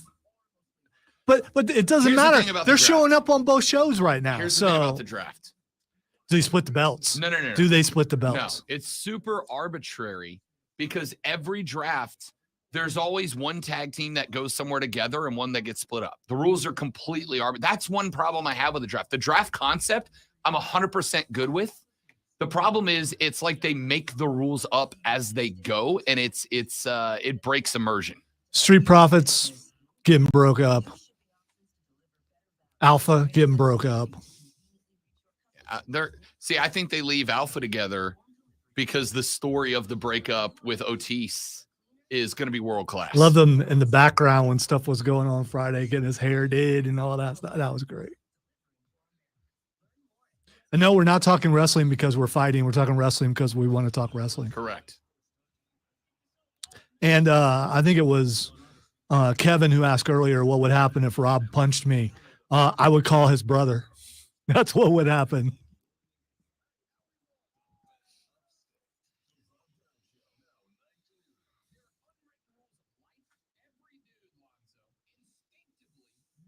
Gable's in the first break. Nod or something. I mean, okay. Are you nodding just because I asked you to nod, or did you actually hear what I said? Okay, all right. First break.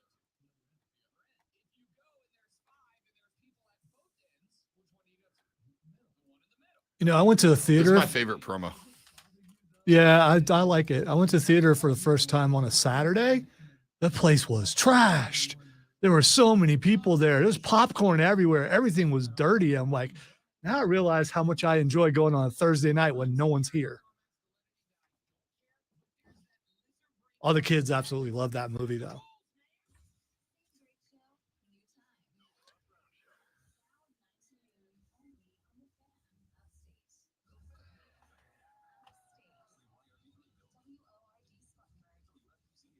Yeah, that's probably, probably. I mean, how in the world is, although we got the next member, and I told you we would, to counter, now Riddle's in there. So you got Sammy, you got Riddle, you got KO, and you got Cody. You need one more. Why did you have Sammy and KO come out and do a segment where they didn't even reference it? Why would you do that? Vince McMahon, that's why.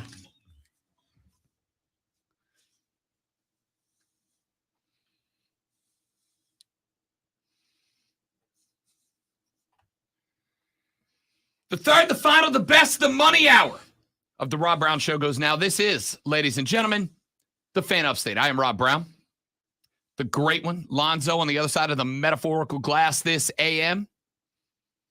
Gilstrap Family Dealerships.com phone line open for you, 844-326-3663, 844-326-3663. Text us, 71307, 71307. Start your text with FAN. FAN. We will read them on the air.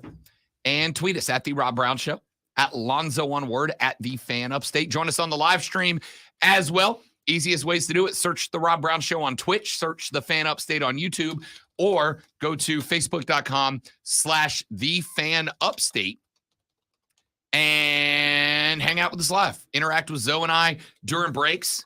Chat with the other members of The Rob Brown Show Armada. Love to have you. Love to have you. All right. Let's get to some stuff, shall we? Got a bunch of stories I want to run through. Jon Rahm is your 2023 Masters champion, overtakes Brooks Koepka in the final round of play.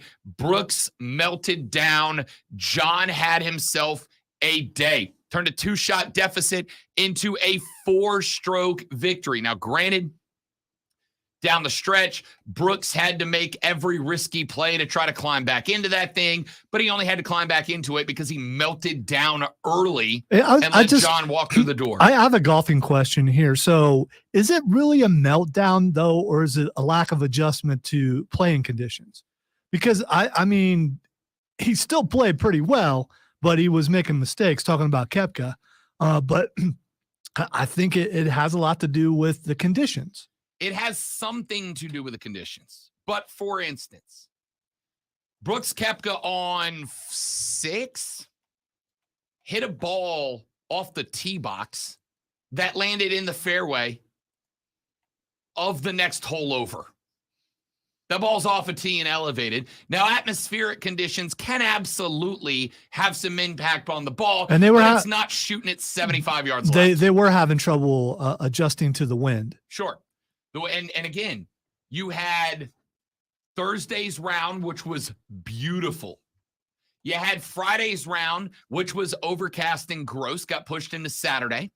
You had Saturday's round, which was gross and rainy, the end of which was pushed into Sunday morning. Sunday morning, the finish to round 3 was gross and nasty. By the time that they got to 6-7 groups in on Sunday, it was beautiful weather. And as Lonzo has so adeptly and correctly pointed out, the course went from early in the morning, coming off of 2 inches of rain Saturday night, went from a slog fest into Sunday afternoon, the Masters, Augusta National, a beautiful course.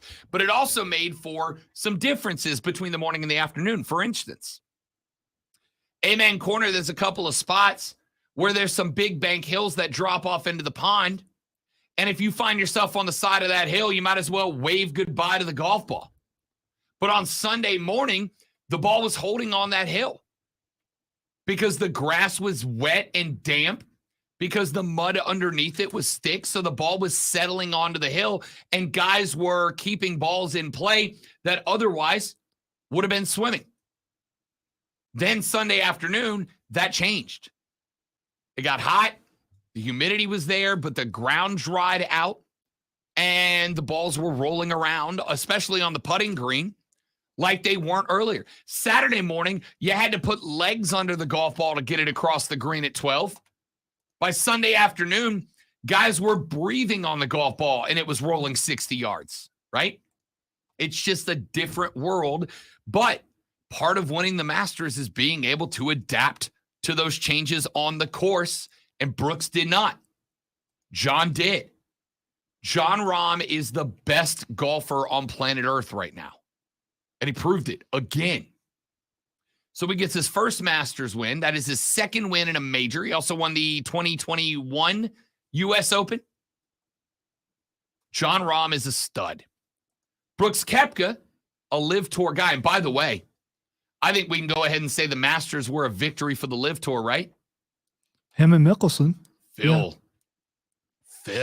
Sneaky Phil. Ooh. Just suddenly, have one of the better rounds of the entire thing. Yeah. Started Sunday with it looking like Phil was just going to go have an enjoyable stroll on the course at Augusta one more time.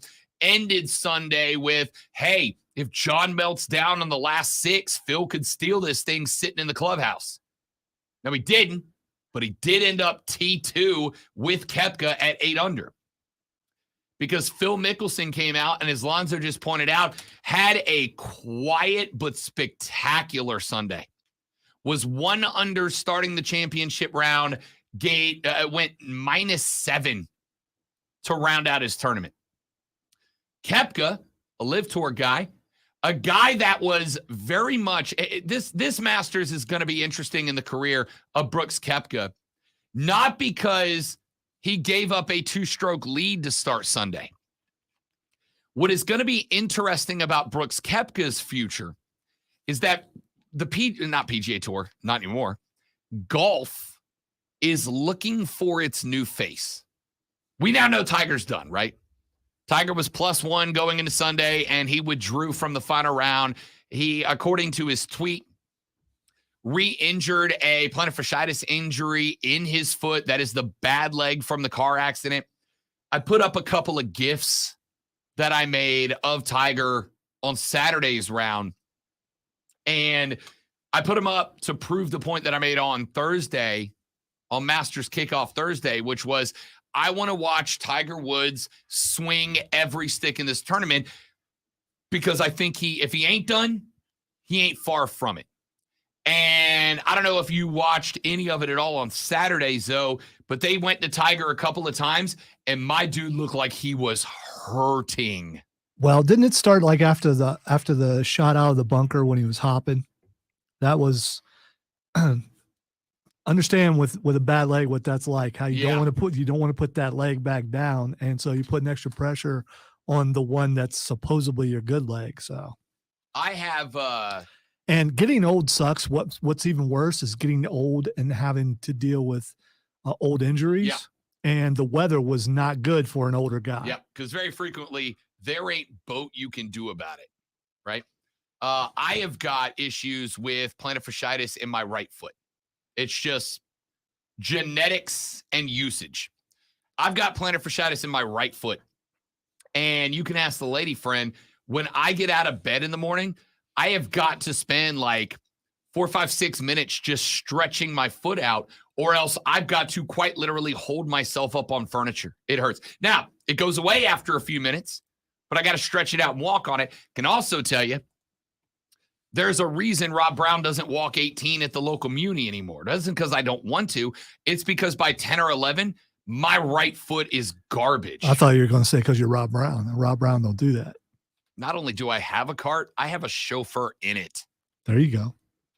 No, I get that injury from Tiger. And Eldrick's not only fitty, but he also had that car accident in that leg. So not only does he have a plantar fasciitis injury in that right foot, but that right foot's connected to a bad wheel and a reconstructed leg that he almost lost at one point, right? So I get it. That's why I wanted every camera on every swing on every hole of Tiger, because I think he's done. Even if he's not done playing, he's done competing at the highest level. If he can't walk 56 holes, he certainly cannot compete with the best golfers in the world, especially on an elevated course like Augusta National. So he's done. I hate to say it, but the twilight of the career was extinguished to me for Tiger. I'm going to miss it. It was fun watching him. I'm glad we got to see him one last time at Augusta, but he's got to move to the senior tour where he can ride a cart from now on, right? Anyway, Jon Rahm's the best golfer in the world. He showed why. Brooks melted down. It was an overall win for the LIV Tour. I had one problem with Augusta, with this tournament. It was not the winner. I love Jon Rahm. I like Brooks Koepka. I don't think I've made any secret. I am anti-LIV Tour. But I also understand guys who signed for the money. It is generational wealth. I respect people who say, I would not take a dime from the LIV Tour. I respect that. I also know that none of y'all have a $200 million check with your name written on the pay to line, right? I think it's very easy for a lot of us to turn down a hypothetical $200 million because you don't like where it comes from. I do wonder how many of y'all could genuinely, honestly turn down a $200 million check with your name on it out of principle. If you can, good on you. Fight the good fight. But I think the overwhelming majority of us can easily say, oh yeah, I wouldn't take LIV money. But if that $200 million check came across the desk, we'd find a way to rationalize it, right? We'd find a way to be okay with it. Again, I've said mine. I would donate a third of it back to human rights organizations. UNICEF would catch a check from Rob Brown for about $66 million out of my $200 million. But the ability to buy my mom a house that she loves outright, to put my nephew through school, to take the lady friend on a 1-year worldwide globetrotting vacation, I'd have to sign the check. And I'd be lying to you to say I couldn't do it, right? So I get that. I'm not mad about the LIV Tour guys being there. It's part of the game, whatever. The only problem that I had with the Masters at Augusta was that on Sunday, the pace of play was garbage. It was so slow. After the round, Brooks Koepka said this, Lonzo, quote, "That group in front of us was brutally slow. John went to the bathroom 7 times today, and we were still waiting. So, yeah," end quote. Well, he's throwing his guy under the bus as far as that goes. I get he's saying he had time to do all that, but you got to stay hydrated on Look, Rob Brown's kind of warm day. Rob Brown's not adverse to peeing on a tree on 6 if I know the bathroom's not up till the turn. Yeah, I don't think you do that at the Masters. There's a lot of people around them trees. Yeah, but they've got what do they call them? Porta potties? No, comfort stations. They're called comfort stations? I don't know if they call them that at Augusta, but I played on courses before. Now, in fairness, I played on a 1%er course about a year and a half ago. What is it? The Preserve at Kiowee, I think. It's a private course. You got to know somebody. I know somebody who knows somebody and still had to pay like $180 to play 18. All right. We went to. But you're going to tell us you get stuff with it. The bathroom at, I think, 6 and then again 14, Zoe, is not a bathroom so much as a mini clubhouse, right? We went in, hit the restroom. The guy that brought us was like, hey, grab a sandwich. I was like, where's the cart girl? He's like, no, walk in there. Walked in the door, Zoe. There's a full-size refrigerator that is stocked with beer, not crappy beer, stocked with like craft brew beers. There's a pull-out food storage thing, like heated, that is full to the brim with like every kind of sandwich you can imagine. That's next to the cold sandwich storage, about 300 sandwiches in there. There were bottled waters, juice beverages, box snacks, full-size candy bars, right? That's how the 1%ers play golf. Wow. I know some guys who play those courses other than you. Oh, okay. So they don't have to know a guy who knows a guy. Who knows somebody. Anyway, Brooks said John took a leak 7 times in that round. Now, I don't know if he's being sincere or exaggerating. I also know that it should not take a pairing over 4 hours to play 18. I'm going to tell you this. My boys, we suck at golf. I played 2 weekends ago with friend of the show, Joey B., Doug Irwin from the Triumph, and Chris, one of the guys in the Riot. We played a foursome. Dropping them names. That's what I do.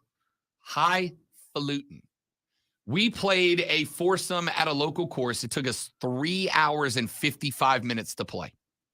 It took 2 of the best golfers on planet Earth, John Rahm and Brooks Koepka, well over 4 hours to play around. That can't happen. Have you been behind slow people before? I Yep. haven't played in a decade, but we always seem to get behind the old guys who are out there just having them a day, and they're slow because they're slow.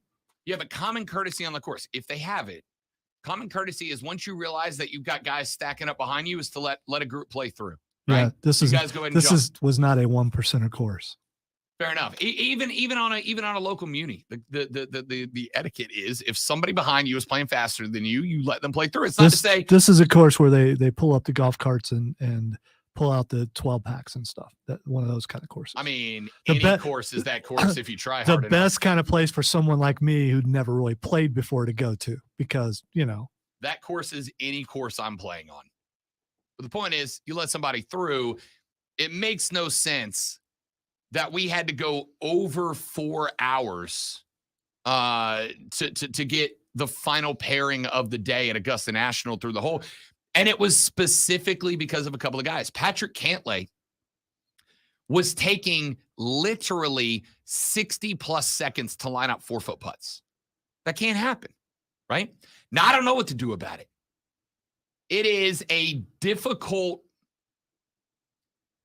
proposition to say golf should follow baseball's methodology and go shot clock, right? It's tough to do.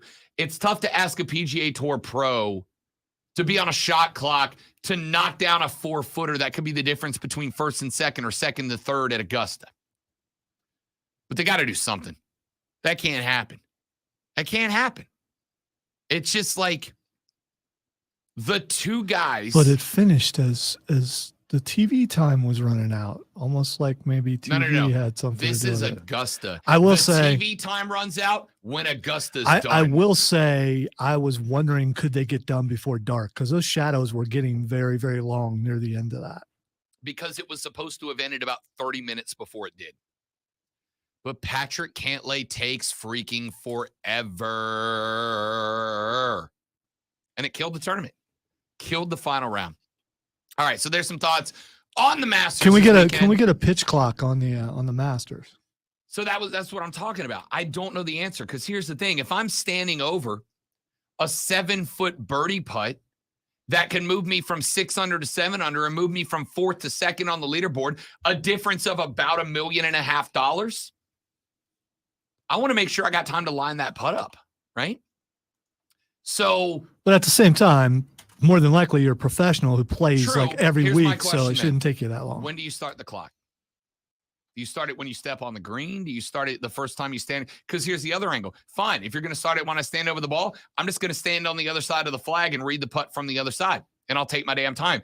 Do you start it when I step on the green? All right. What about the guy who steps on the green and his ball is 45 feet on the other side of the flag? Is he on the same shot clock as the guy whose ball is right there on that side of the green? Oh, How do you do it? You put a clock out there, and it is when you step on the green when it's your shot. Fine. And then if you don't do it in time, you automatically lose a stroke. Fine. Then I'm gonna stay my ass off the green as long as I can, and I'm gonna read it from a distance before I approach it. Or I would say when it's your turn to go, whether you step on the green or not, it's your turn to go. Here's the clock. Sure. I mean, again, it's going to be tough to do, and the golfers are going to push back.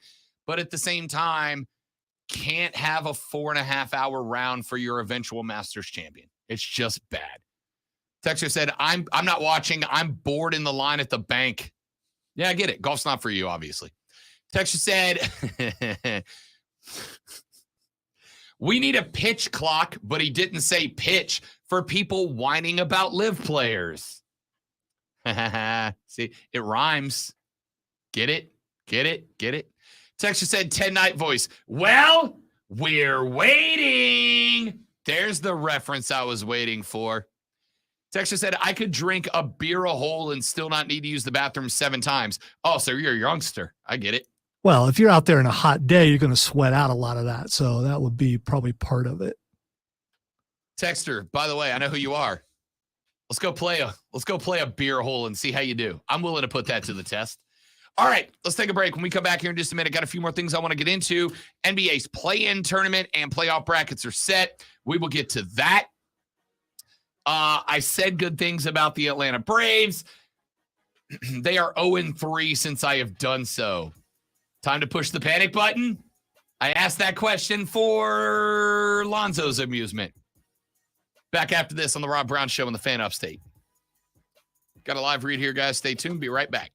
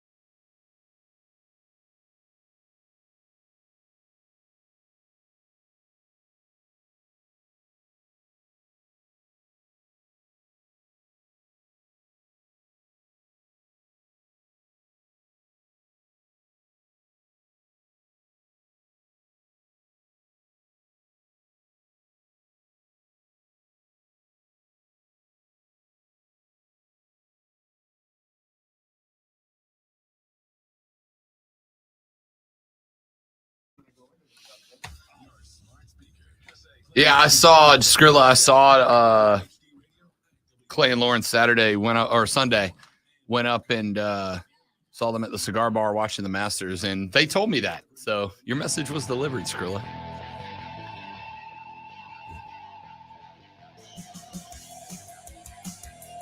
All right, let's run through a couple of stories here before we wrap it up on a Monday. The NBA's postseason bracket is set in the East. The play-in tournament looks like this. Your 10-9 game will feature the Chicago Bulls at the Toronto Raptors. That will be Wednesday at 7. We will also see the 7-8 game played Tuesday. The 7 Miami Heat host the 8 Atlanta Hawks. The loser of the Hawks-Heat matchup will then take on the winner of the Bulls-Raptors matchup. The winner of that game will make their way into the playoffs. The winner of the 7-8 game will go into the playoffs. Over in the West, we are set as well. Tuesday at 10 o'clock, we will have number 7 LA, the Lake Show, hosting the number 8 Timberwolves. The loser of that game will move on. The winner into the playoffs. The loser of that game will take on the winner of the 9-10 matchup. That matchup pits the number 9 New Orleans Pelicans against the number 10 Oklahoma City Thunder. The winner of that game takes on the loser of Minnesota LA, and the winner of that game will go in as the final playoff seed. So that's how our play-in tournament is set right now. The 7 team will host the 8 team. The winner gets the 7 seed in the playoffs. The losing team goes into the game 3 on Friday. The game 2 will feature the 9-10 matchup. The winner goes on to game 3. The losers are eliminated and enter the NBA draft lottery. On Friday, we will have both of the game 3s in both the East and the West. The loser of the 7-8 matchup will host the winner of the 9-10 matchup. The victors grab the 8 spot in the postseason. The losers of game 3 will enter the NBA draft lottery. Now, that is partially what led to now what is happening in the National Basketball Association regarding the Dallas Mavericks. The NBA has opened an investigation into the Mavs. The Mavs took on the Bulls last Friday night. They would lose to Chicago 115-112. That L eliminated the Dallas Mavericks, a betting favorite to win the NBA Finals from the Western Conference playoffs. Why did they do that? Because after the game, Jason Kidd went to the podium. He is the head coach of the Dallas Mavericks. Jason Kidd said, quote, "It's not so much waving the flag. It's that decisions sometimes are hard in this business. We're trying to build a championship team. With this decision, this is maybe a step back, but hopefully it leads to something moving forward." Jason Kidd said that Mark Cuban told him to sit their star players. The Mavs announced late Friday morning that Kyrie Irving, Tim Hardaway Jr., Josh Green, Maxi Kleber, and Christian Wood would all sit out against the Bulls. They listed them all as precautionary reasons. They did play Luka Doncic for 12 minutes and 35 seconds, and then they sat him for the remainder of the game. A game, by the way, that was very much winnable for the Dallas Mavericks. Kidd said, quote, "It's not so much waving the white flag," end quote. Mavericks owner Mark Cuban, who paid a $600,000 fine in 2018 for publicly admitting the Mavs were tanking, said, quote, "Of course I understand," end quote, talking about the belief that protecting the lottery position is a smarter strategy than getting into the play-in tournament. Cuban said, quote, "The guys don't want to do that. Players aren't going to do that. Players don't do that," end quote. Since then, Cuban has been asked and reached out to multiple times for comment regarding the organization's decision to sit out the majority of their best players. And for the first time in Mark Cuban's ownership career, he does not have a comment. Now, granted, it's because he's under investigation and Cuban has paid a lot of money in fines already. Granted, it doesn't matter because a $600,000 fine to him is $1 to me and you. But I find this interesting because we have had the conversation about tanking over and over. And the reality for the Mark Cuban-led Dallas Mavericks is this. While you might not love it as a fan, tanking was the right decision. The Mavericks are not good enough to win the play-in tournament, forget the playoffs. How do you feel about Jason Kidd right now, though? Jason Kidd said he got told what to do. Yeah, but that's not, I mean, you and I both have been told to do things that we may not agree about, but we don't go straight to social media or something and go, my boss told me I had to do this. This is Jason Kidd going, I'm going to get blamed for this. I'm going to blame my boss because I don't want to work here anymore. That's what it looks like to me. It might be, man.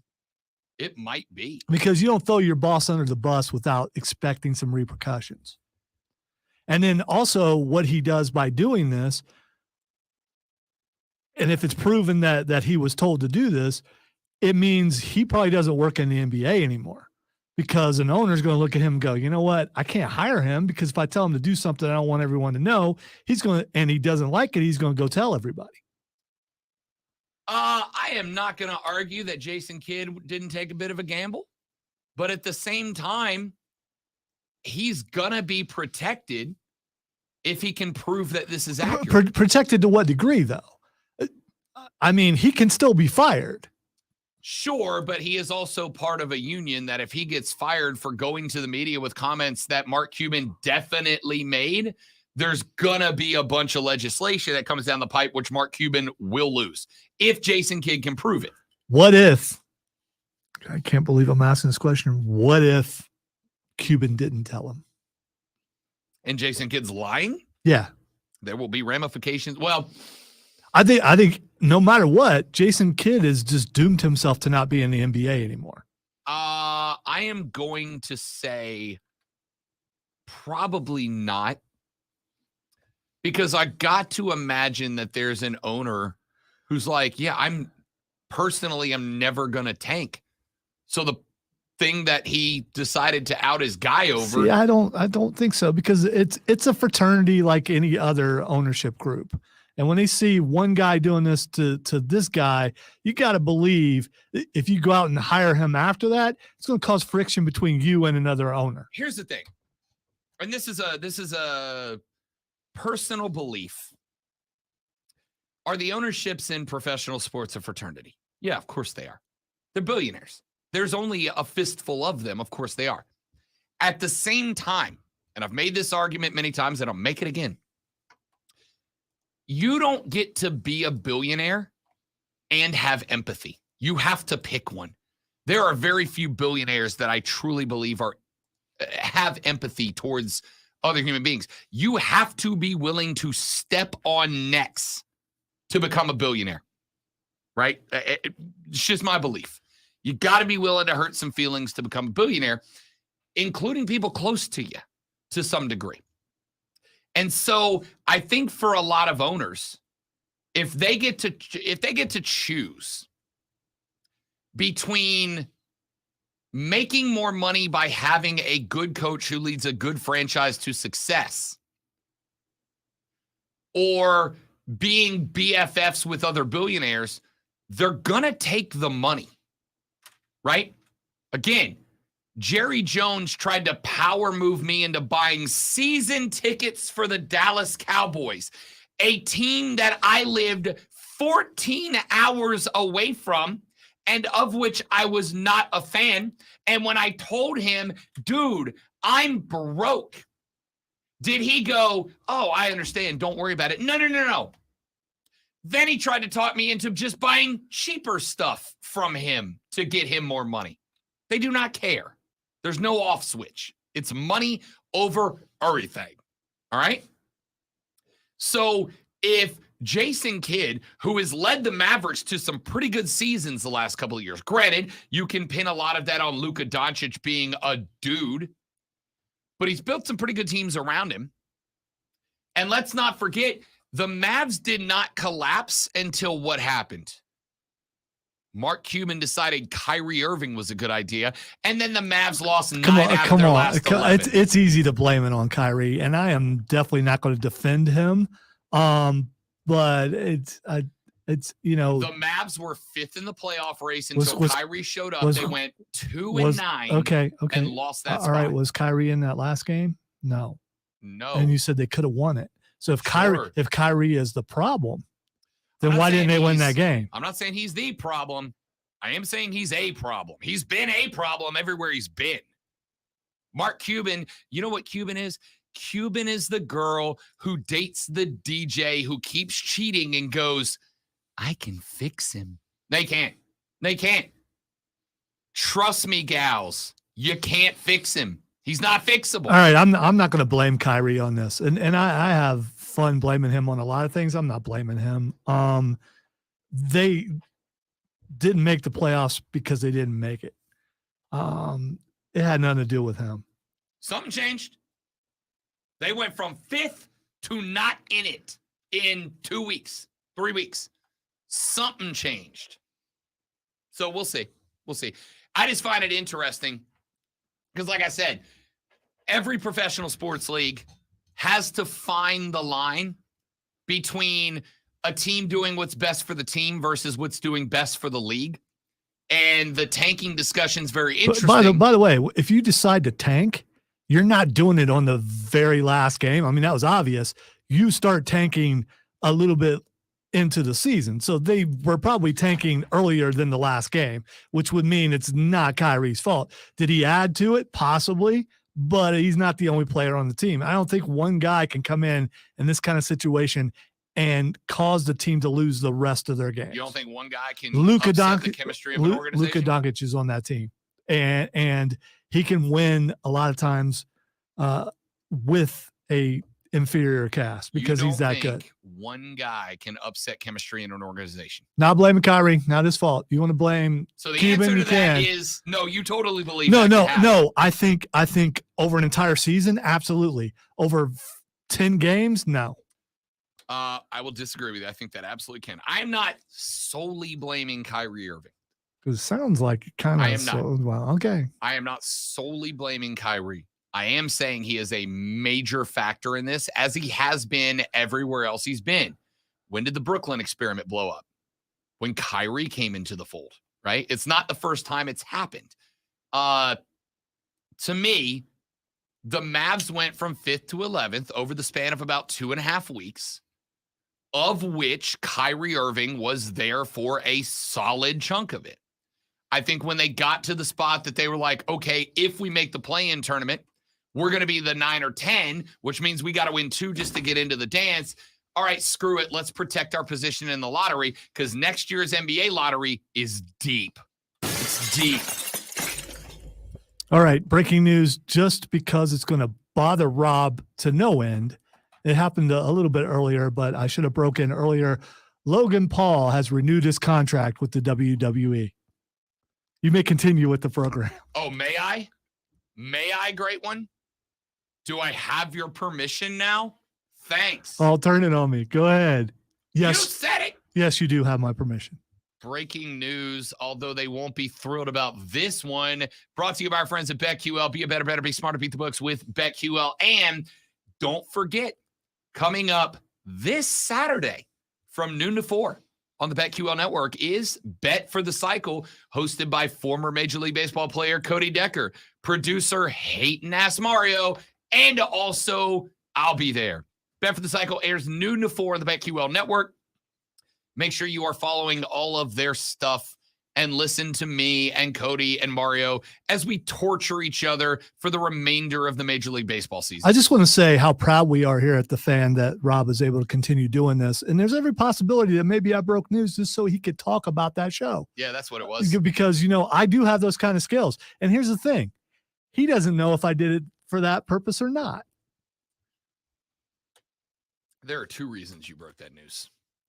First of all, and BetQL would be happy about that because Logan Paul is a needle mover. He is, whether you like him or not. That is why I don't like him. And he also he's a hell of a wrestler. He also has a sports drink that I want to try just because it's now the official drink of the UFC. And I'm curious if it's that good and would I be able to tell a difference? I will say if Prime would like to sponsor this program, I definitely would do advertisements for you every single day with great pleasure. On what show? On this show. Without a doubt. I will put that Prime bottle front and center behind me. Well, right, there'll be a big Prime sign behind me, and I'll just hold the bottle the entire show. I will do it if and only if you wear the Prime bottle mascot costume every day. How much money are we talking? All right, ladies and gentlemen, let's run to a break. When we come back, Twitter trending topics to wrap up our Friday broadcast. I am Rob Brown. The great Lonzo is on the other side of the glass, and you are listening to the Rob Brown Show. You are listening to the Fan Upstate.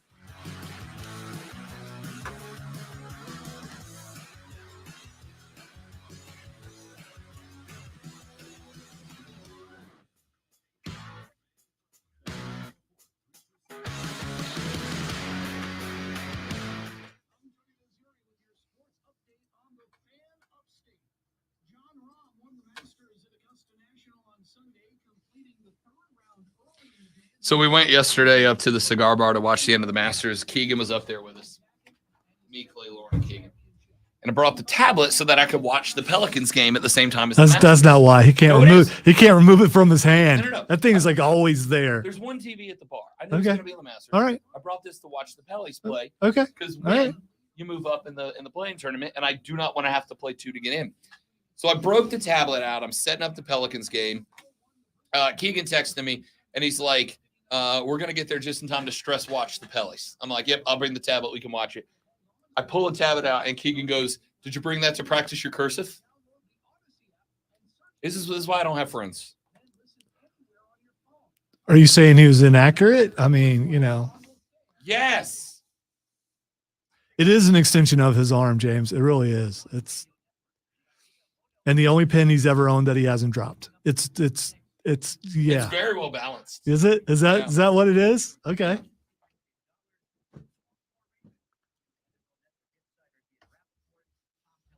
I mean, good for you. You're making use out of technology, and it's something you've always wanted. And so, How long was I talking about getting one? No, of these? you were.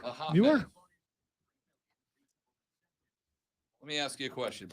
If you had the Iron Man armor, would you ever take it off? No. This is the Iron Man armor of I would have to take it off on occasion. There's some things that you might want to do. I mean, without the Iron Man armor on.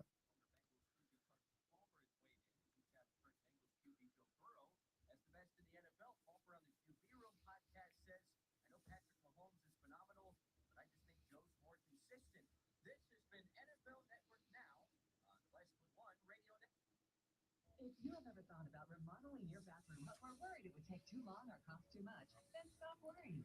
Right now, Jacuzzi Bath Remodel has designed a collection of high-quality custom products. You ever find yourself hoping and wishing and just praying that this will just be a normal day? Because I haven't had one of those in a while. just want whatever normal is around here. I would like that, and it is so far.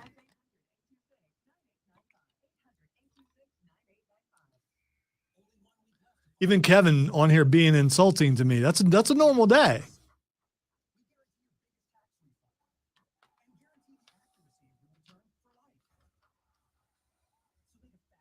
That is a shiny bald head.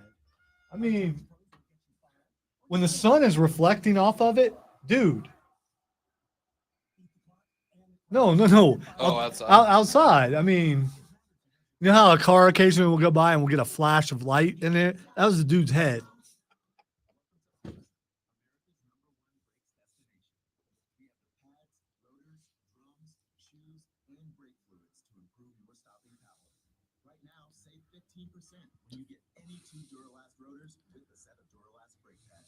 Back in my day, we had paper. Back in my day. And we didn't care about the trees. We just had paper to write on.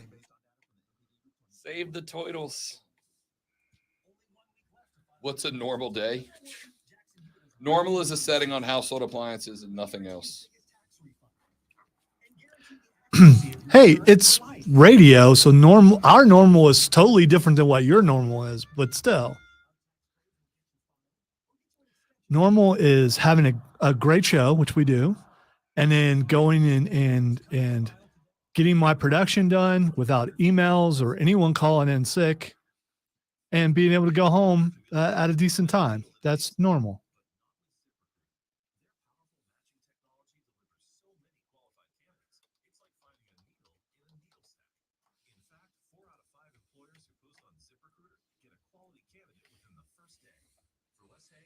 Rob looks so intelligent with his pad and pen.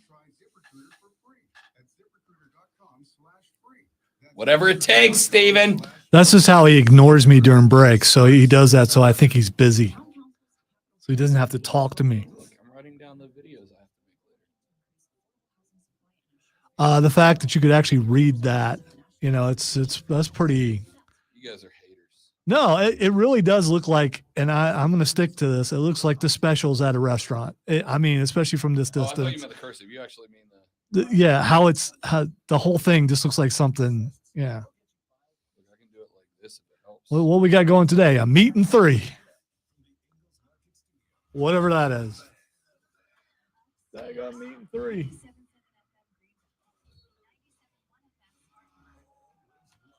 I make all the colors. Now it definitely looks like it.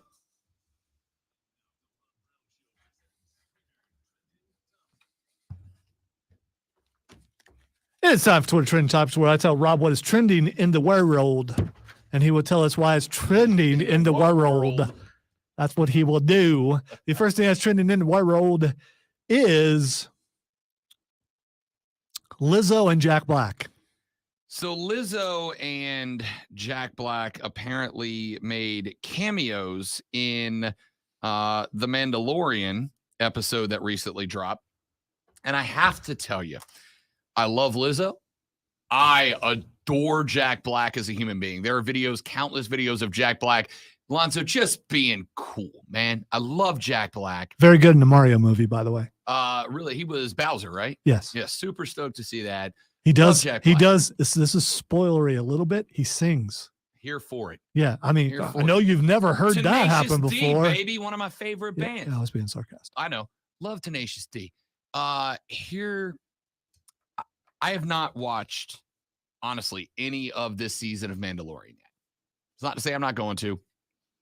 I'm going to. He's heard reviews. He doesn't like reviews. And when he hears bad Nope, reviews, nope, he just nope, won't watch. Nope. I mean, form your own Nope, nope, opinion. nope. I mean, come on. I have seen the scene with Lizzo and Jack Black. I didn't know it was her. I had no idea because she's clothed to a degree that, where she normally is not, where I had no idea who it was. I knew Jack Black right away, but I didn't know it was her till after the episode was over and I was told that was her.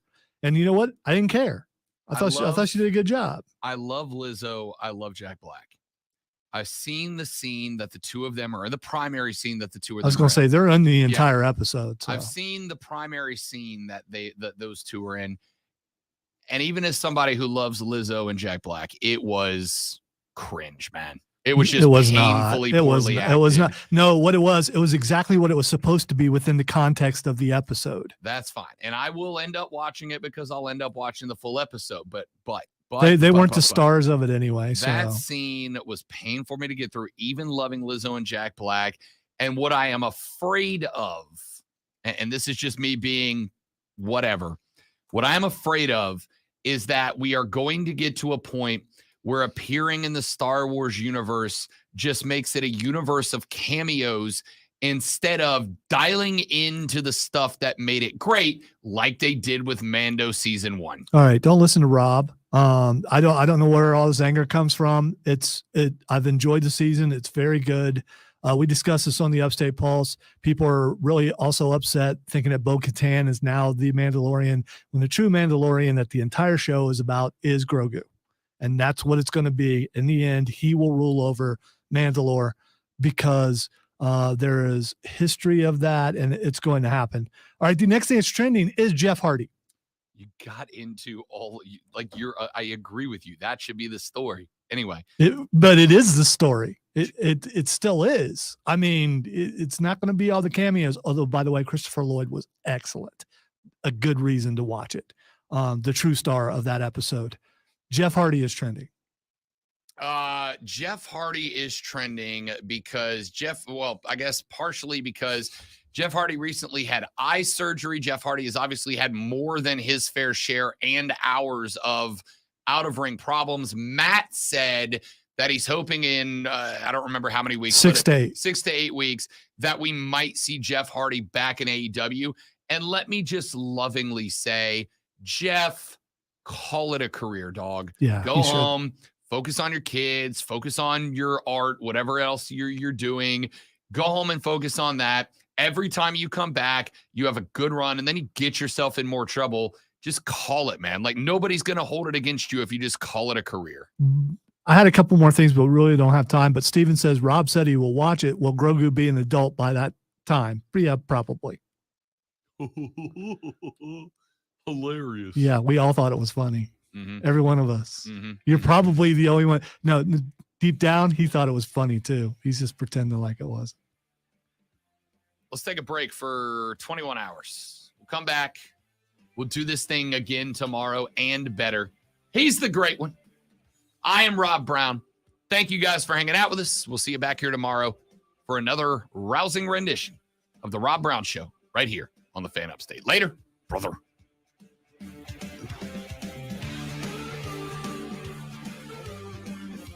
Far be it from me to argue with a lawyer, because of course I would lose, but I really enjoyed the episode, especially Christopher Lloyd. One of the only guys who can say he was in Star Trek and Star Wars. I get concerned it's going to get to the point where it's less about telling a great Star Wars story and more about telling a Star Wars story so that we can inject more cameos. You are a ball of negativity. I don't know where that comes from. I'm a cynic. I don't know.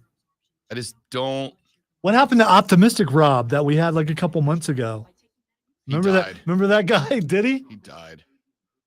I'm sorry. Taylor can't come to the phone right now. Why? Because she's dead.